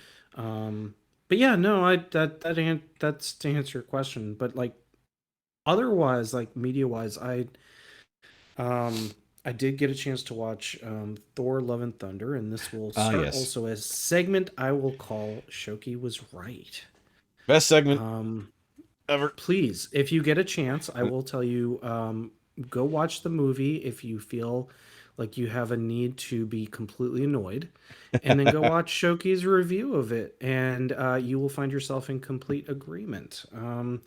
Honestly, it is. I thought, and I think I mentioned this. I thought Eternals was kind of the worst of the bottom of my Marvel movie list. But Thor is a very close right behind it. Thor 4. See, I still put Eternals below that because they have. Yeah, I mean it's below that, but it is darn. It is. Oh, okay. So I misheard you. Yeah. Yeah, so, no, it's trying real hard. Yeah, comparatively, like people hate Iron Man 3 somehow, It's like, no, no, no. It's like No. Iron Man 3 has nothing on Eternals and Thor. But Thor is also really bad for a different reason to Eternals. Yeah. Like Yeah, Eternals it's too much shtick, it's too much slapstick, it's too much and Eternals was all the right ingredients but put in the wrong way. It's too and vast. then, It was too big a cast. And then baked on the wrong settings. Yeah, it was too big a cast with Eternals, but oh my gosh, Thor did not. Oh, Thor, so go watch my Eternals review then. I'll tell you, go watch my Eternals review because I point out the obvious. Yeah. The deviants are completely unnecessary to the story at all. Mm-hmm. Completely. Yeah, it could have just been an in battle. It could have been an infighting between them, and the deviants weren't even necessary. Crow, the most wasted character in that whole damn movie. Dane Whitman did more in that movie than the so-called antagonist of Crow. Yeah. Except that Crow actually killed some people. Dane, on the other hand, was just there to be Cersei distraction. Yeah. But still better. Much better character. There was some development there. Like, but Love and Thunder, like, it didn't know where it wanted to be. Like, it just did not. It didn't know if it wanted to be a slapstick comedy. And we've gone on. It didn't know if it wanted to be serious. It didn't. And I don't know if you'll post the deleted scene, but you should. Oh, I could. Yeah, that one in the show notes, because there's a deleted scene to it that would have if it had taken that tone. Yeah, if they had taken that tone, it would have made the movie so much better. Because where did that scene come from that this movie was the end result? Like that whole scene with Zeus means that they didn't, or as they like to call it, dad bod gladiator. Yeah, exactly. That whole scene with Zeus where he's teaching Thor to use lightning bolt, which means he didn't think he had killed him, which means he didn't steal it. Or maybe they stole it and he came back later and said, okay, I understand what's going on. We have no context for how that happened, but I love the idea that Mjolnir wasn't with Jane, that it actually came to come get her, and she changed, and then they went together to go do the thing, and she didn't come in to rescue him at the end. Very different context for the end of that movie. Yeah. Like, I have a feeling that version of the movie did not include that final battle with the kids. No. I would agree. And this is also partial. Rikki was right, because he was right. The movie is bad. Yeah, Ricky's not wrong. It is bad, and it should feel bad. It should feel bad for what it did. It's like I'm not mad. I'm just very disappointed, Thor. That's exactly right. Yeah. Because so here's the part that annoys me about this movie. Now that you brought it up, with the context of this thing, brought up new annoyance of this extra scene. That means that Zeus could have played a slight substitute father for Thor in this movie, instead of just being another dumb dickhead. Right. That's exactly right. And like that context, and then like I guess it wouldn't have given us the Hercules setup necessarily. Whatever. But I mean that doesn't matter. But I'm just saying, we already have Adam Strange and everything else from the Eternals that they wanted to introduce as well. Like, come on, you didn't need Hercules on top of that. Now you're just pushing. They forced Hercules in that final scene, but also there was no reason for Zeus to be alive to also set up the Hercules scene. So like nothing they did on what was it called? The God City. Not Olympus, it's something city. Yeah, but it's a pun. Yeah, it was like Infinity City or something like that. Something like that. Yeah. But like, it was just. It was overkill. I felt like, and I said this in my review. It's like I feel like the gods would not have just been playing it off because they knew what was going on. Their lives were being threatened. Period. So why would they not care? That's the part I didn't understand. I get that they wanted the gods to be uncaring when it came to mortals. But this isn't a mortal problem. This is a god problem. Right. You know, and they've already killed several hundred gods. You know, it's just like, you guys should have been taking notice. You know? Yeah, like, were y'all not concerned, or are you just kind of... well, I guess they said, well, they'll never get to us here. Dropping back a twisted tea and calling it a day. I mean, they were getting prepared for the orgy. Right. To be fair. Of course. To be fair. Till they fall. To be fair. But yeah, overall it was just no, not I don't feel like it met any characterizations that they had laid out at any point for even where Ragnarok exactly. Out. They left everything that happened in Ragnarok and Infinity War and Endgame gone. They're just like, we don't care about any of that. Right. And that's why, and this makes me wonder what they're going to do for Guardians 3, because like in theory that could give them the idea to have a prequel or a sequel. Well, James Gunn is doing it, not Taika. I know, but what I'm getting at is that James Gunn is doing it, which means he already had a plan to begin with, right? And so the only thing he has to modify is where Thor is in the story. So which is again, it goes back to what you mentioned about timing being a thing, because you mentioned that in your review as well, and we've mentioned this before. And in fact, we mentioned this on our last episode too. Yeah, where the timing is jacked up. The timing on the MCU is jacked up. It's all jacked up. And I have a video I need to do now, having watched She-Hulk, because now their timeline for Shang-Chi and Endgame and everything is screwed up. Is really screwed up because there's the whole Abomination versus Wong fight. Yes. There is a gaping hole with that, as well as to where Bruce where Bruce appears in the end credits of Shang-Chi. So the way I look at it, and I have to watch Shang-Chi to check out again, is whether or not they make any references in the main movie to it being post-blip. And I don't remember if they do. So I need to check. Yes, they do. It is a post-blip world. It isn't during, it isn't pre, and it isn't during. So everybody is supposed to be back already then. Correct. Yes. So but they never show any evidence therein. It's just, like there's no whatever that organization is where they're moving people around trying to the relocation, whatever. Relocation. Yeah, that ERG or whatever it was called. Something like that. Or GRP? Something like that. Either way. Something like GRC. that. I think it's GRC. Global GRC, relocation, something. Yeah. Yeah, so because that movie essentially stands on its own right up until the end, I think they could still make it post or during the blip. Mm-hmm. Because it has to be now because of the retcon of when Wong took Abomination, which if he only took him the once, which is less than implied, he took him to help him train to become stronger so that Wong could become Sorcerer Supreme. Wong became Sorcerer Supreme during those 5 years of the blip. So, and of course he sent him right back to prison because he said he wanted to go back to jail. We never saw that conversation, but it happened. So, but the thing is, for whatever reason, that footage had only just dropped then. Exactly. Just then while she's about to accept the defense for Emil Blonsky. Yeah. But considering he was coming back up in the news, I guess that makes sense. Correct. Yeah. So in theory, which I get, back to for She-Hulk, I get where they're going with this. I don't think it's got a tempo. Does. It's got a tempo, and that tempo is deal with it.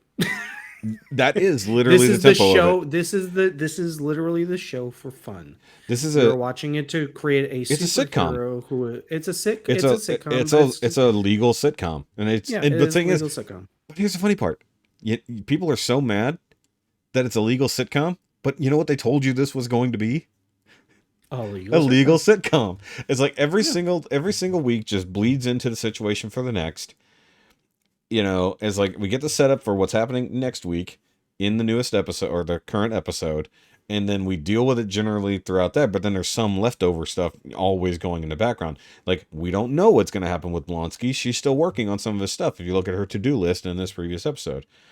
But now and honestly, like I feel like they're like I absolutely love the fact that they are trolling to the trolls. Oh my god, dude! They trolled, and they're doing it in a way that feels like it's real. They're doing it in a way that feels like it's real time. It does. They planned ahead. Okay, so no one's really giving Marvel credit. So they go back to episode 2, was it? Where it was the man haters, like, oh, why you take it from her? Why can't you make your own superheroes? The YouTube commentary on the yeah. She-Hulk videos. I was like, oh my god, they beat them to the punch. And then this past episode, they threw the commentary directly back at the people before they could even make it. I was like, Yep. oh my god. But then also, and I know I'm in a different boat, especially from Rikki, that I am loving this show because it's irreverent, it's different, and it actually knows exactly what it is. But so many people see it as exactly the other way around.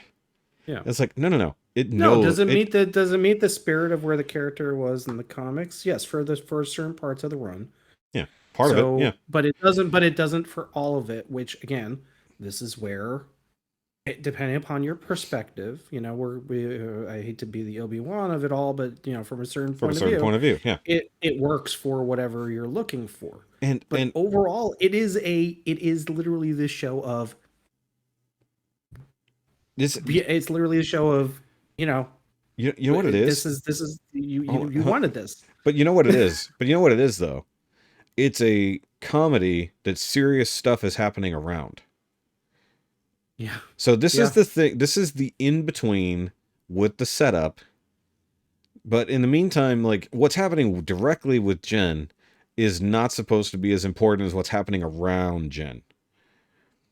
And the thing is, like, one, she's oblivious for the most part. She's curious about, like, the guys who mugged her. And obviously there was a guy who came back in her dating episode who's like, oh, that voice sounds familiar.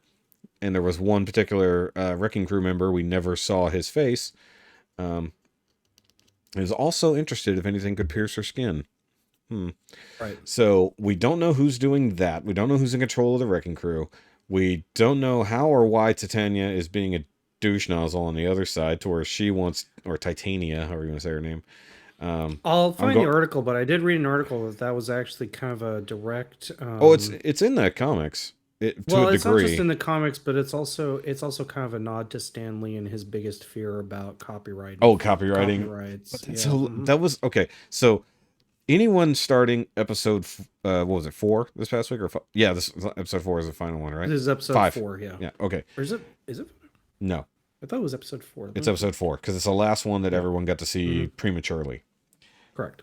No one saw that the episode that was all about her trying to find some dude to bang would end with her being sent a cease and desist for using the name She-Hulk. Yeah. If nothing else, this show plays with your expectations in a way other ones don't, because not only do they not fulfill your expectations most of the time, they do something you've never thought was coming at all. And I know Ricky's going to completely disagree with this, but like, yeah, that's why he's not here, so he can't argue with me this week. You can't argue with me about the spirit of the character. And we'll save it for episode 27. Now, what was great about this particular episode was that she went to bed with that dude as She-Hulk. She marketed herself online as She-Hulk. He totally got to have fun with She-Hulk. Yeah. And when he woke up to Jen, she thought it wasn't going to be a big deal, and he walked the fuck out. Right. Leaving her with this character moment that was what we've been wanting to see. Like, we needed to see the division. Like, at first it was, I don't want to be She-Hulk. I'm never going to be a Hulk. I'm not going to use my powers. I'm just going to be Jen. And now I'm forced to be She-Hulk just to be at my job, to do all this other nonsense. Okay, now I'm going to use She-Hulk's hotness just to get laid. And now nobody wants Jen for who Jen is. So it's like... But I think there was also a big factor to it that they did say in episode 1, where Bruce is telling Jen, like, you don't have another person there. Yeah. Where's the other guy? Yeah. You don't have another guy? I think she does. I think that she absolutely does have another person, because there is, and you see it partially in how she addresses things. Well, that's a big downer for Jen. That's got to be a big downer for Jen. Mm-hmm. That's got to be, she says that, like, she's like, like certain attitudes, bless you. Certain attitudes basically are that she shows while she is She-Hulk form are not the same as Jen. I think yes and no. Yeah, to a certain extent, it's not. because It's not. it's It's not not as amplified as divergent. the comics. It's not, and as it's not amplified as the divergent. comics. It's how, yeah, you're right. It's how she's applying herself differently with the attitude. Right. Like Yeah, obviously but but there people is are definitely another. I think she's definitely starting to develop that schism Mhm. in a way. And you're right. That scene is where you see that.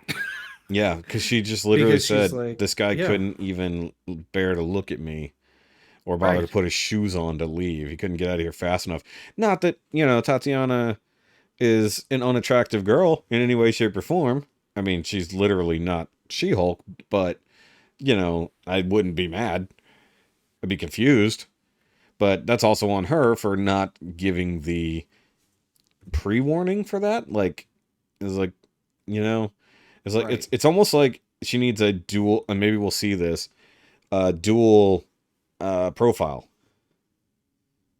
You know, like, do you want to date Jin today or do you want to date She-Hulk? Because you're getting both, you know. And forewarned, when I fall asleep, this is what I turned into. So when you roll over in the morning, you know, because that happened in the comics where she slept with a dude as She-Hulk and then fell asleep, turned into Jin, and she changed back to She-Hulk before he woke up right, because she knew right. that it would be an issue.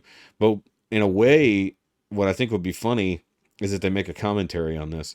Is if she learns from this, sleeps around a little bit more, but does that. So like she makes sure she's in She-Hulk form before the dude wakes up, Yeah, the and she, makeup in the morning. Yep. but she makes a Miss Maisel reference.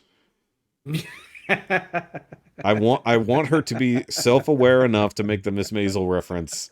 Shout out to Marvelous Miss Maisel. If you God have damn, this not show is watched it, go fantastic. watch it. It's such a fantastic show. Yeah, Rachel Brosnahan is absolutely hilarious. and hot, Yeah.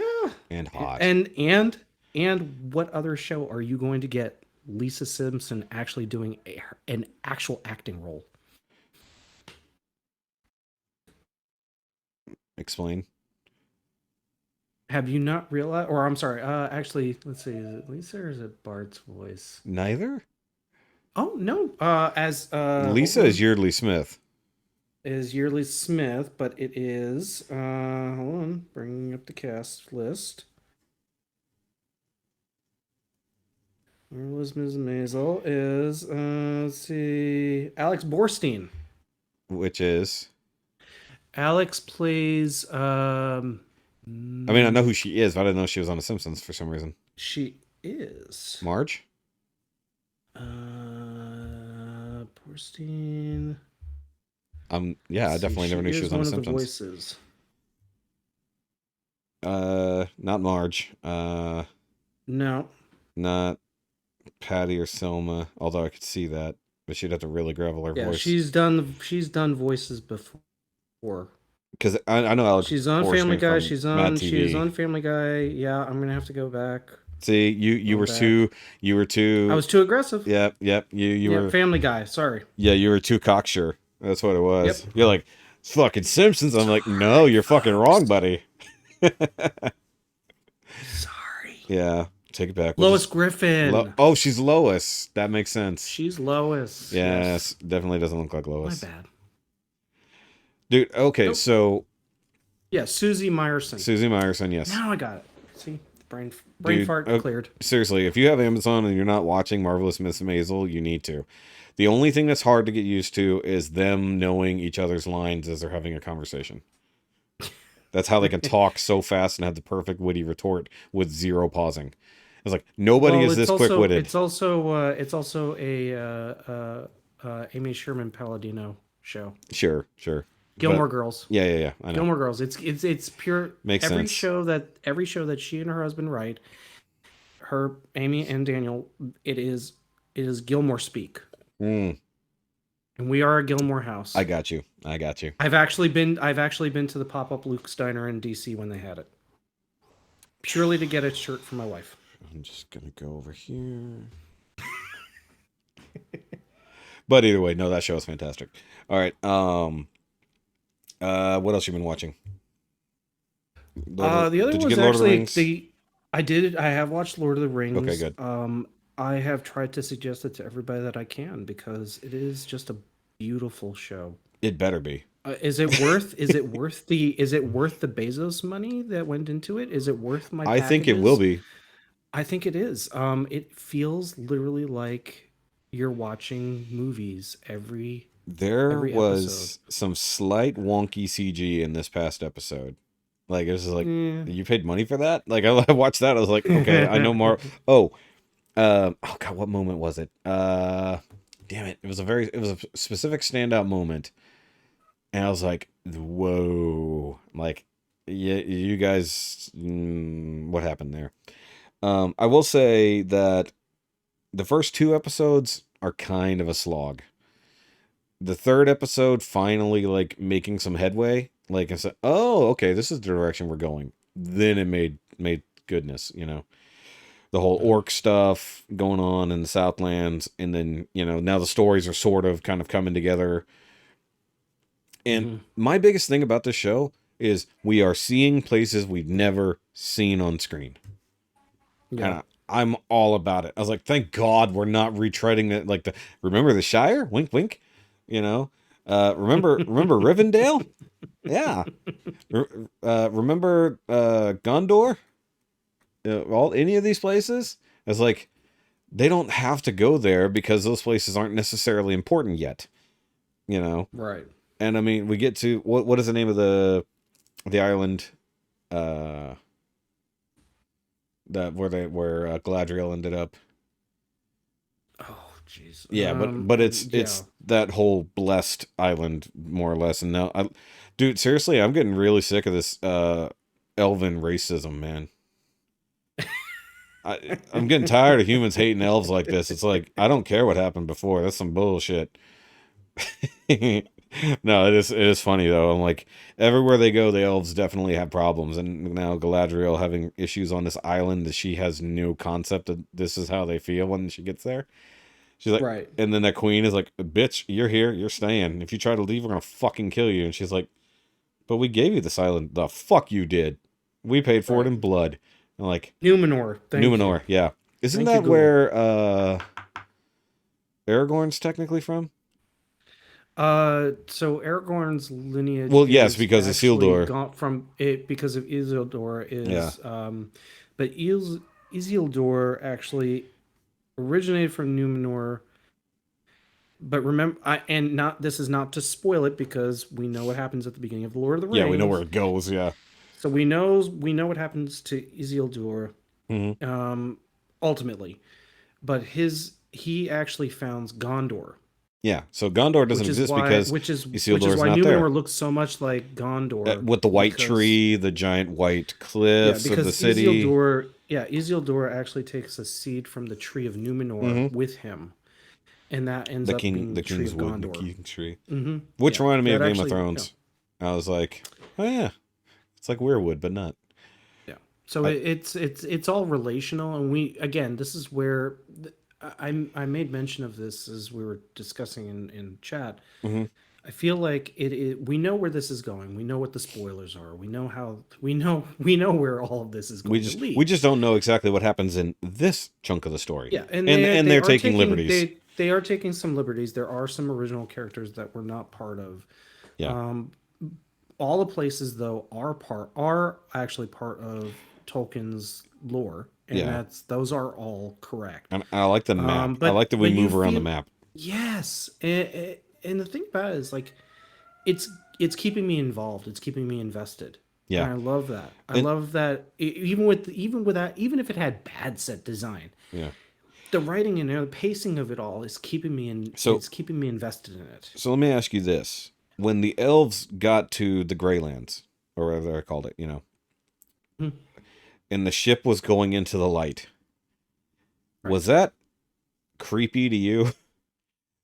It's like they were like giving themselves up to like be absorbed into something. Like, it was like, I was thinking it was more the like Undying Lands. That's what it is. The Undying Land. It's the Undying Lands. So the Undying Lands kind of look like heaven, quote unquote. We see where Galadriel ends up, and it is hidden amongst Middle Earth. So I wondered, Because in the first episode, we see the Undying Lands as they were initially, when then the Right. war that spread from there to Middle Earth, and the elves gave chase. Because what I want to know is, have the elves been back since then? Yes.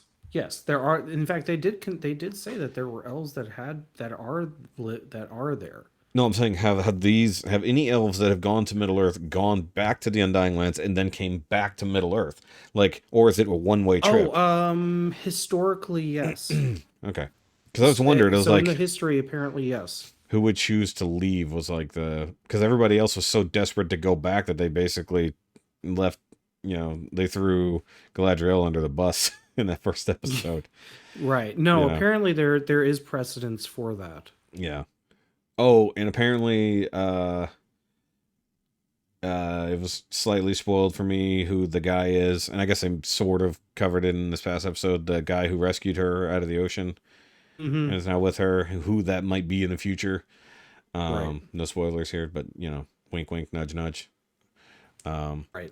So I do hope that at some point we see the Rings of Power actually come out in this show. Like, I don't have any clue how long this series is meant to go, but because Bezos is in charge of it, I assume that they'll just run it till they're done, because there's no reason to cut it off. So the initial offset was the initial scuttle was originally 26 episodes.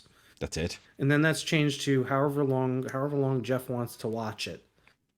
Hopefully he's enjoying it, because it costs him a lot of money. Yeah. It costs a lot of money in the production time. Most expensive TV show ever made. Right, exactly. By a long shot. Yeah. How about? I mean, it shows to us. It shows in a lot of ways. Yeah. Maybe it does have some wonky CG here and there, but it does show. So I brought it up. You still not interested in House of the Dragon, or are you going to try to start it? I will try to start it, but I've got so many other things I want to work on, like Stranger Things 4 that I haven't watched yet. And I started watching purely out of spite because it's been canceled. Paper Girls, which was canceled from Amazon. They ran through one season and now they've canceled it, and it didn't even get a chance. It's only been out for a handful of months. And it was advertised. It just I think part of the reason why was that it was touted as a YA story, as a young adult story, but it is and it is not. And this is the really weird part. Like it plays very much like a girl cast type of Stranger Things, but it is not. It is not horror. It is a and this is without ruining it, because this is literally the whole plot of it, is that it is a time traveling series, but it involves four girls that are pulled from the 80s into 2022. And they actually are finding out about their futures. I'm currently midway through, and it's the writing is good. It is the cast is the four girls that they chose are really good.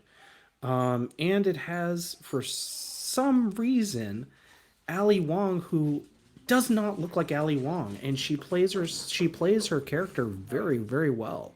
So I'm thoroughly invested in it to finish the season, but I honestly hope somebody goes and picks it back up. I was about to say, do you have a doggo or a kiddo? Sorry, I have a doggo I have a 14-year. Sorry, this is the sounds of whimpering, or a hungry dog who is 14 years old and wants his food now because his tummy clock is going off. That happens. And while you were talking, I just saw They're like, feed me. I just saw the listing on BBTS for the deluxe Halo encyclopedia. Oh, yeah. But it's coming out nice right at the same time all the other expensive shit does at the end of this year. So I don't think isn't that always how it happens? Yeah. The pre-orders are always due. Yeah, speaking of that, there's a whole bunch of August pre-orders that never came in, so wondering what happened with that. So yeah, I'm waiting. I know I'm expecting 2 more gargoyles at some point to show up, courtesy of NECA, whenever that happens at Big Bad. Yep. And at some point, Super 7 will release the Silverhawks for the first 2 from Wave 1. Someday. Someday. Yep. Yeah, I'm waiting on. I'm kind of like trying to budget ahead so that I'm not surprised. Yeah, I've got way too much pre-ordered right now, and there was like 6 things in August, and only 2 showed up. So, all right. Some stuff, and this is the Amazon game. Thank you, Jeff, and your rings of, we'll call it the rings of pre-order. There you go. Where some stuff is actually showing up sooner than originally expected. So, like, Tomax and Zaymot got moved up by another 3 months. Yeah. So I'm kind of watching. I have to laugh. It's just funny. I always have to be on dad duty, whether it's dog or another. So dog. In this case, dogs. Dog dad. But duty. no, the kids also came home. Yeah, this is what happens when you got 2 dogs, 2 kids, and a working wife as well. So. Indeed. And I'm watching. I'm actively watching my own stuff percolate in the background. Yes, exactly. So, well, let me go ahead. Yeah, no. How was that? That kind of finishes my watching in my week, my last 2 weeks technically. How about you? Yes, let's go ahead and do that. Tell us about yourself. Shit, yes. So haven't actually gotten anything in recently. Like I said, lots of pre-orders. Haven't bought anything because I've just been waiting to find things. So the last thing I technically got was this, was the NECA Leonardo as Hunchback, and then April O'Neil as Bride of Frankenstein, which I have reviewed. And by the way, that was the reason I had my camera on earlier. I just didn't get a chance to show you. I've been customizing my Leo. If you can see. Oh, very nice. Hold on.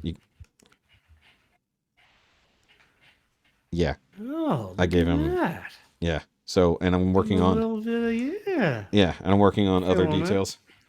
Oh, so another fun thing. So like he can do this. And I was trying to figure out what these flame pieces were for. They're supposed to go on tips of the sword like torches. Oh, but I made this I made this discovery yesterday that if you're creative with the swords, you can have them coming out of his back. So so I'm working on that on the side. The April O'Neil I reviewed last night and got some cool pictures with. And I don't care what Rikki says, the yellow jacket actually works on that color scheme that they got going on with her. I think it's just the nod. It's the slight nod to Turtles, but also to the Universal monsters. Exactly. And she looks real good as the Bride of Frankenstein. She does. It actually, and it comes with 2 separate heads, which is cool. The details are really cool. They even make a custom version of her purse that looks a lot more dungeony. So it works. And then I've been building and reviewing things, getting back on my reviewing game because I've got a whole bunch of crap to do for October, and I need to get other stuff, which is what I was doing before we started recording, was building the next thing. Nudge, nudge. Go watch Shoky's other channels, folks. Thank you. You can follow the links down below in the description because we forgot to do all the promos at the beginning. So I do currently have 2 Transformers orders coming in from Chosen Prime and TF Source. One is my Grimlock that was delayed, and the other is some things I won't talk about till they get here. But something I've been wanting to buy for a long time and just haven't. We've already talked about Lord of the Rings. We've already talked about She-Hulk. So other than that was House of the Dragon. No spoilers, but the show just continually gets better and better. The characterizations are getting better and better. And the thing is, it's meant to be stretched out to bare minimum of 3 seasons. I think they could get 5 if they do it right.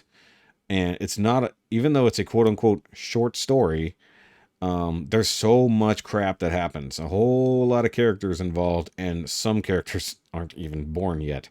So it's going to be a while till this show gets to its major historical climax. Do you think it's just different? It's because they could put in so much more of the infighting between the individual houses. Well, I mean, like in the history of it, there's so much that goes on. And everything we're seeing right now is just happening in what equates to the early days, and they're in skipping stuff. Like they're jumping, 6 months, 3 years, 1 year, just to get to important historical things that happen. And, and they're leaving out certain things or just trimming them down. Like a specific event that happens in this episode was apparently a recurring thing in the book. So they trimmed it down to 1 occurrence, not multiple. But it's still super important for the story and for character interactions and motivations. But next episode is apparently one that really kicks a lot of stuff into gear.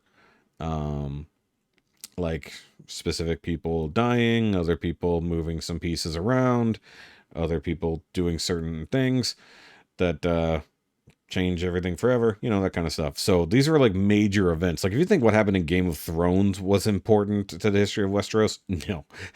it's like this is the history of Westeros to a degree. Like the only thing we're gonna get before this would be Aegon the Conqueror and that kind of stuff. Everybody first coming to Westeros. It's the only thing we could have prior to this, and then probably like 100 years or so. I don't know how long they were there, but for instance, like we're used to the original 3 dragons we saw in Game of Thrones. We're used to Daenerys's dragons. This show, if they do it correctly, should have upwards of 20 dragons, named dragons, actually in the show. So that's going to be a big thing, and literally a big thing in a few of the instances there. So that's there. Still been watching alone with the wife, but she's like way ahead of me. Like I'm only able to catch like 1 or 2 episodes in between reviewing and live streaming and recording this show. So like I come in and like I get like a 3 episode checkup. Like, okay, how did we get to here? Who's gone? Stuff like that. And this past season we were watching was actually a redo season. So it's only people who had failed before that were brought in. So they took people from the previous 4 seasons who had failed and brought them back, and they sent them to Mongolia. It's like this one particular valley range in Mongolia to survive for however long, and it's been interesting. One chick went out after 3 days because she got a fishing hook stuck in her hand and couldn't get it out. It's like, of all things. Wow. The show was fantastic. However, I've mostly been spending time watching the best show on TV ever. Oh, do tell. Yes. So, a friend of mine who owns a brewery here in town showed me some clips from this show, in the first episode, actually. And I thought it was stupid, but funny, because, it's condensed humor. So once we had Hulu, I now had access to this show and started watching it. And was instantly hooked, and now I'm in I think I'm in season 4 or season 5. Because they're short seasons, they're like 6 or 7 episodes, and then they jump to the next season. And it's called Letterkenny. And where is that on? It's on Hulu. It's on Hulu. Okay. Yes. So it's a Canadian show, technically speaking, because it takes place in Canada. It's about a small town called Letterkenny. It's only got 5,000 people, and the show is about their problems. That's actually the intro to the show.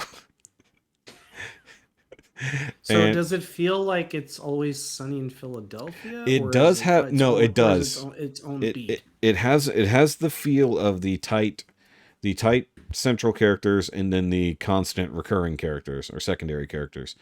It's a small cast of roughly, I say small, I'm about to say 15 people. But they, it's like 4 or 5 specific groups that cross over so much, but it mostly follows, mostly follows Wayne, Derry, Squirrely Dan, and Katie. They're the main 4 characters, and they have a farm. Katie and Wayne are brother and sister. Derry is their best friend, and Squirrely Dan is their other best friend. And it's a sitcom, but it's so different from everything else. The humor is so different. Very dry, crude humor, but hilarious. And they talk so fast, which is the hardest part about keeping up with it. You just got to get used to their cadence and the way they talk and the accents and stuff like that, because they're from a very Irish Canadian upbringing. But they're very set in their ways. They have a very specific code of honor. Every character is very well defined as to their goals and their personalities. Even to the point that, former cast member, friend of the show, of course, Sean, is very much Wayne, to the point that I said, dude, you got to watch this show. And as soon as he replied, he's like, 1, it's hilarious. 2, fuck you for equating me to Wayne. I was like, it's exactly you. It's like, that is 100% you. It is very crude. So, but they have the like somewhat Canadian politeness, but they're also fairly crude at the same time. And it's just brilliant writing. Half the time, it's incredibly stupid, kind of like It's Always Sunny. But the writing and the characterizations are absolutely brilliant. And there are callbacks that, like, again, what am I? Okay, so I said them like in season 4 or 5. They did a callback to something that happened in like the second episode of season 2. Like, there's a conversation they had there. They did a callback 2 episodes ago.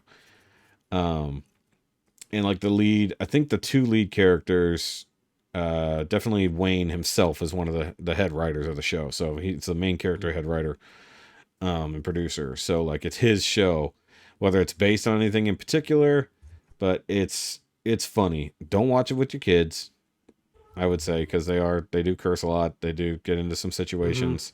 There's some man butt, there's stuff like that. So Right. But can we take a brief pause at this point? Yes. I'll be back in like 10 minutes. Okay. This is where I play the waiting game to see if Rob ever comes back. So, just wrapping up on the Letterkenny. It is the best and most underrated show you've never heard of that has 9 seasons and a spinoff. I'm gonna have to watch it. I'm gonna have to add it to my list. Yeah. More stuff. Thanks. Appreciate it. Hey, it goes fast. They're short episodes. They're like 22 minutes. So, all right. I was actually just watching a video while you were gone about how particular people were kicked off Twitter because they've ran the Little Mermaid trailer through an AI generator and quote unquote fixed it. Oh no. So all they did was literally just change the race and hair color. Like, it still looks like the girl essentially.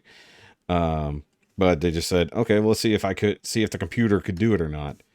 And they just showed it did, and for doing that in the first place, that person got banned off Twitter, or at least suspended off Twitter for doing that in the first place. It's like, okay, whatever. I think does that wrap up everything, at least from my week? I think it does. All right, so let's go on to, since we only have a short amount of time, let's go on to some trailers and news since we were talking about it, because D23 happened over the weekend, meaning Disney dropped a fuckload of trailers, including the full-on Andor trailer, which just gets me more hype for the series. It does. Same for me. So you get to see a little bit more of the world, stuff like that. Dude, that dude like walking along as like TIE fighters are like shooting out of that hangar kind of area. I'm like, I would not be calmly walking along in front of TIE fighters leaving. Also, let me turn my camera off real quick. No reason to overclock my computer here. What was I thinking? What was the other thing we got a trailer for? I just saw it 2 seconds ago. Marvel stuff. So we got the Secret Invasion trailer or teaser, which feels like a real callback to phase 1 and 2. Yeah, at least Agents of S.H.I.E.L.D. vibe for sure. Yes, it seems like it's going to be like the proper Agents of S.H.I.E.L.D. Canon version, since it's no longer canon anymore. Right, exactly. Did you watch the trailer for Werewolf by Night? I did, and everybody's losing their mind over how and these are the quotes of how awesome is it that Marvel is doing a horror movie genre, or that Disney is going to do a horror movie. I mean, okay, is it going to look better than Rob Zombie's The Munsters? Probably. Hold on. Is it We're saying going to be? You can't just qualify better.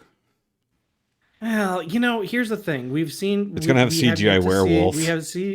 We have yet to see either. I'm just going to take it for what it is, which looks to be yet another movie where they try to do a 50s callback to something that was already done in a format. And again, this is why we were just discussing this earlier. There are certain types of formats that creativity comes in, and certain genres, and this is going to be one of those. So, does it look like it's going to be fun? Yeah, it does actually. So, And it'll be we'll like see. We'll see when we come out. mystery. I'm gonna It's gonna give be it like a yeah. mystery horror thing, and I'm down for that. Now, it is based on a super, and I mean super deep cut. We're talking like Silver Age comic book Hmm. series that did actually have Moon Knight in it at one point. Oh yeah. So there is a reason for it to be there. Yeah. But where if it will fall into any of that is If yet it to be seen. if it introduces more of the supernatural aspect, that's interesting, because we don't have a whole lot of the supernatural / magic side of things, and that's one thing that'll be good to have in another form in the MCU. Also, Mandalorian season 3 trailer officially drops. Not the armpit edition that we got from way back when. And in fact, I found out it's not exactly the same. There are some scenes clipped out of it, actually. So it's mostly the same footage, but there's some things that were removed from the original version from Celebration earlier this year. Something else that I think you and I are potentially both excited about that dropped this weekend, non-Disney related, the full-on trailer for the 1,000-year Blood War arc of Bleach dropped. Yes. Not just the teaser that they did just to get people hyped, but the actual trailer for the season. And I'm like, we've waited a long damn time for this. Yes. The animation looks gorgeous. I know that's not going to be it 100% of the time. But it looks gorgeous. The voice cast is all back. Yeah. It does look... which is absolutely amazing. Now, there have been some changes, like the voice actor that there are a couple of voice actors that there was one particular voice actor that did pass away, if I remember correctly. Probably by now, yeah. Yeah, he was the one that did the leader. He's he's Gen from the spirit, and the leader of the 13 court squads. Oh, the Captain Commander? Captain Commander. Oh, yeah. Yeah. So, but the Ginyu guy Zai. that took over his voice, it does just as good of a job. Well, the funny thing is, you said Gin, and I'm like, he's not the leader, and he's dead at this point. But Bleach is one of those series that I actually continuously have followed through the years, because they've kept making mangas, and Tite Kubo has proved work. Thank you. Yep. Has approved work over the past couple of years. They did they did the spin-off light novels. Yes. The Don't Fear Your Own World, something like that. Yeah. In fact, that's exactly the name. Yeah. No, believe me, I watched Tekken 101. I'm aware. It's like I've been following this on a secondary level ever since Bleach ended, because I was one of the ones who got into the series a little bit late, but caught up, and watched it regular until it was done. And I read the manga. I never went all the way back, but I started reading the manga from the when was it? Before the Fullbring arc. So I started reading the manga somewhere right in there at the end of the Aizen arc. Yeah. And then read through the Fullbring arc. Maybe I only read it after the show ended, because it kept going, obviously. Because the manga kept going for like, what, 2 years? 2 years after yep. it went, and I know that it was super rushed at the end, especially the finale of the manga was so rushed, and he was sick. He was dealing with nonsense. His heart wasn't in it anymore, because they just broke him, essentially. The industry broke him. So to see that finally being turned into something on actual television we're going to be able to watch all these years later with modern animation, hopefully they don't add that weird hazy filter that they put over like that last season. It was just kind of weird. That was kind of it kind of made it hard to watch for the last season. But yeah, for sure. And there's a lot of character development that occurs, and that's personally been my favorite thing about Bleach as a series. Was always the character development. It felt linear. rather, and even with the filler episodes, Hmm. there was always a linear quality to the way that the spirit world and also the real world kind of played out for all the characters. Yeah. And I know, like, they're, you get your favorites in there, and everybody's got their, everybody has their favorite characters, and this is representative of all anime. But Bleach is one of those where it is linear. It does unfortunately come into the Dragon Ball Z rule of things, where I must get stronger in order to beat the enemy. Yeah. But in the It's a same battle respect, shonen. What else are you gonna yeah. get? But in the same respect, it also has a lot of personal Y- interactive moments that are Yes. like, oh, this is actually building for this character So rather than so just no being. no spoilers for people who didn't read the manga, but I think most of us are sitting around waiting for Nothing But the Rain. Those chapters from the manga, Yeah. because everyone wants to see that. Um, Right. Not to mention the entire Asochi situation hmm with the Zero Division. Actually, just seeing the Zero Division in action will be fun. Yeah. So, I mean, like, it seems like that whole And run was short, and it wasn't. I thought about it as like just the final quote unquote run of attacks leading up to the end Mhm. of it. That was still something like 50 chapters. It was not short. It felt like it No, was. it really wasn't. Yeah, no, Well, and to be fair, you'll get that reference when you watch Letterkenny. Um, some of those chapters were like 10 pages. So, right, some of right. them were like the good, like full, like 15, 16 pages. Some of them were like 10, when he was really ill and he's just trying to Mhm. get some stuff out there. But I'm excited. I'm excited to be, because like Boruto kind of did a weird thing with Naruto, even though the story is doing whatever. One Piece is still going in both forms. And so Bleach was the first one to go out, of the big three. And for it to have a resurgence now, like even after the mobile game and stuff like that. Which is still going. I mean, the Yeah. mobile game is. So I played the mobile game for about five, or actually, yeah, 3.5 years Yeah. from when it started, from pre-registration all the way until a point where I was like, the gotcha was really getting to me, so to speak. Hmm. And I just didn't feel like I would just I wanted to, like, just move on. Yeah. But I did keep up because I was following their channel, and oftentimes when they have like new stuff coming out, they'll release videos, or they'll do a live Q&A session, or they've had Kubo on Yeah. talking and discussing the series, and they have gone out of their way to make sure that every character has had their skins, and there's animation to Hmm. it, and it's your standard mobile game. But all of those designs, like, I found out about the additional mangas for Thousand Year Blood War because of the game, Oh. because of that work that they've been doing. And then I went back and I'm like, there's more. So it was really quite nice, because I'm like, oh, I didn't, I Oh. loved this show, and then I was like, oh, I read the manga. Oh, well, there was more. And See, so, yeah, it was that was very cool, and it's very cool of them to continue doing that. so I forgot until you just mentioned it.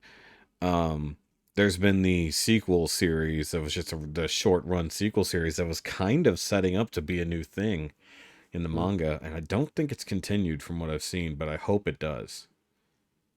The post, when it's Right. dealing with, things in the future. So Yeah. if that does continue with what's happening there without going into it, Mhm. um, that would be very interesting, especially now knowing that a series would be, say, maybe 4 seasons behind, at bare Right. minimum, if they're doing 23, 24 per season, Exactly. because Bleach the ability to cram chapters into episodes. Like hmm they could cover 10 chapters in one episode sometimes. Right. So or well, I should say they could cram like 15 chapters into like 6 episodes. So they could really condense the story. So it might be interesting if they could do that. I'm just happy.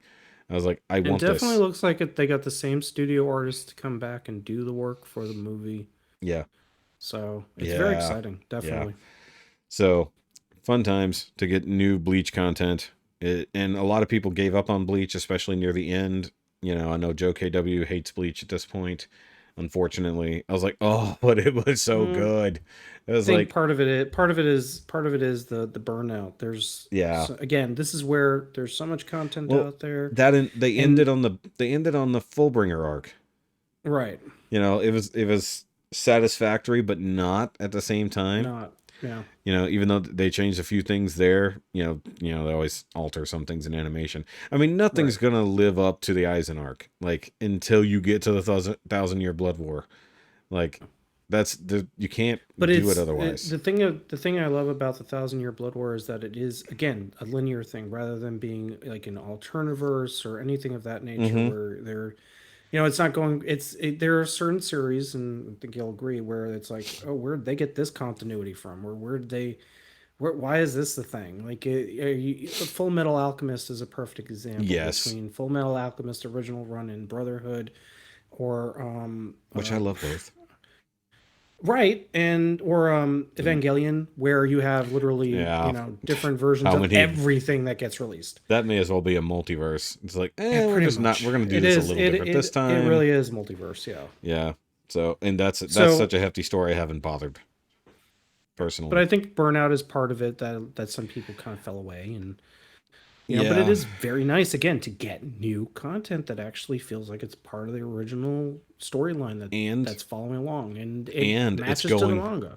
and because this is such a brutal, brutal part of the series, they put it on at a later time slot, so that they could be as bloody as they need to.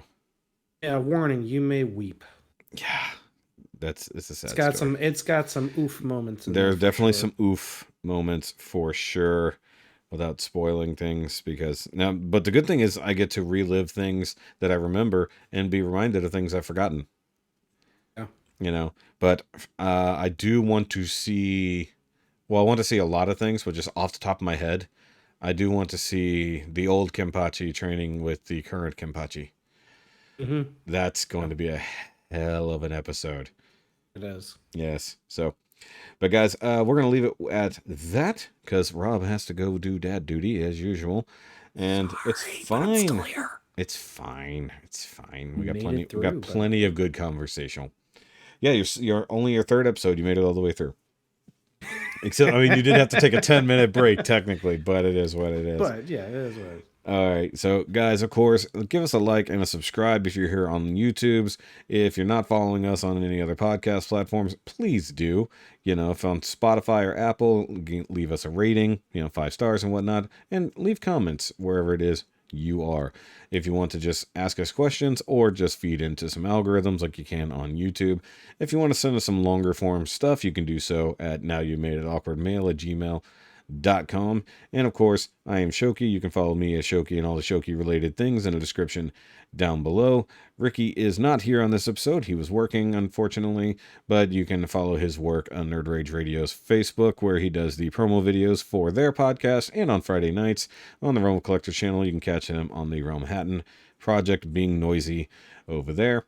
And of course, if you need to check out Mike on the Comic Relief Crusader channel and all things related to that, and you can also support him at Freelance Graphics with a K if you want to buy some of his merch and help his family.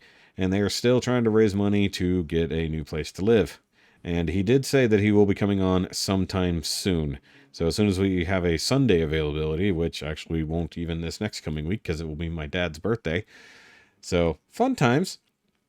And who am I forgetting? Shoky Dad. Yes, and we have a Rob over here where there's nothing really to follow him at, but you can catch him in the chats on Realm of Collector stuff all the time. Rob G on Realm of Collectors Facebook. You can find me as Dormammu on both the chats within a lot of the Realm of Collectors podcasts that happen on the daily. Yep. Also, I've been on several of the Right Out of the Box episodes, so Oh, yeah, I look for forgot those, about because that. those happen whenever they do happen. Oh, by the way, one thing you forgot to mention that you received last week. A massive, massive thank you to Shoki for a new microphone. Which is So why he hopefully- sounds good. Yeah, I hope you enjoy this new sound. It makes my voice sound much more personal. Oh, did it come with a pop filter? No, it didn't, but that's okay. Okay, they're easily available for like a couple bucks Very on there easily from available. that brand. Yeah, so I didn't know because the one that Rikki and I bought, which is the same manufacturer as yours, but they came with a pop filter. But that might help when there are dogs and or children scratching at the door.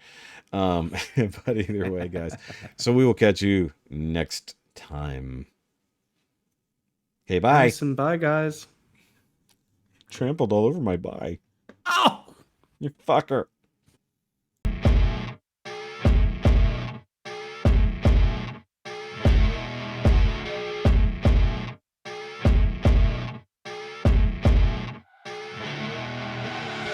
I see her rolling up, Uber black Cadillac, high heel boots and a sexy body full of tats.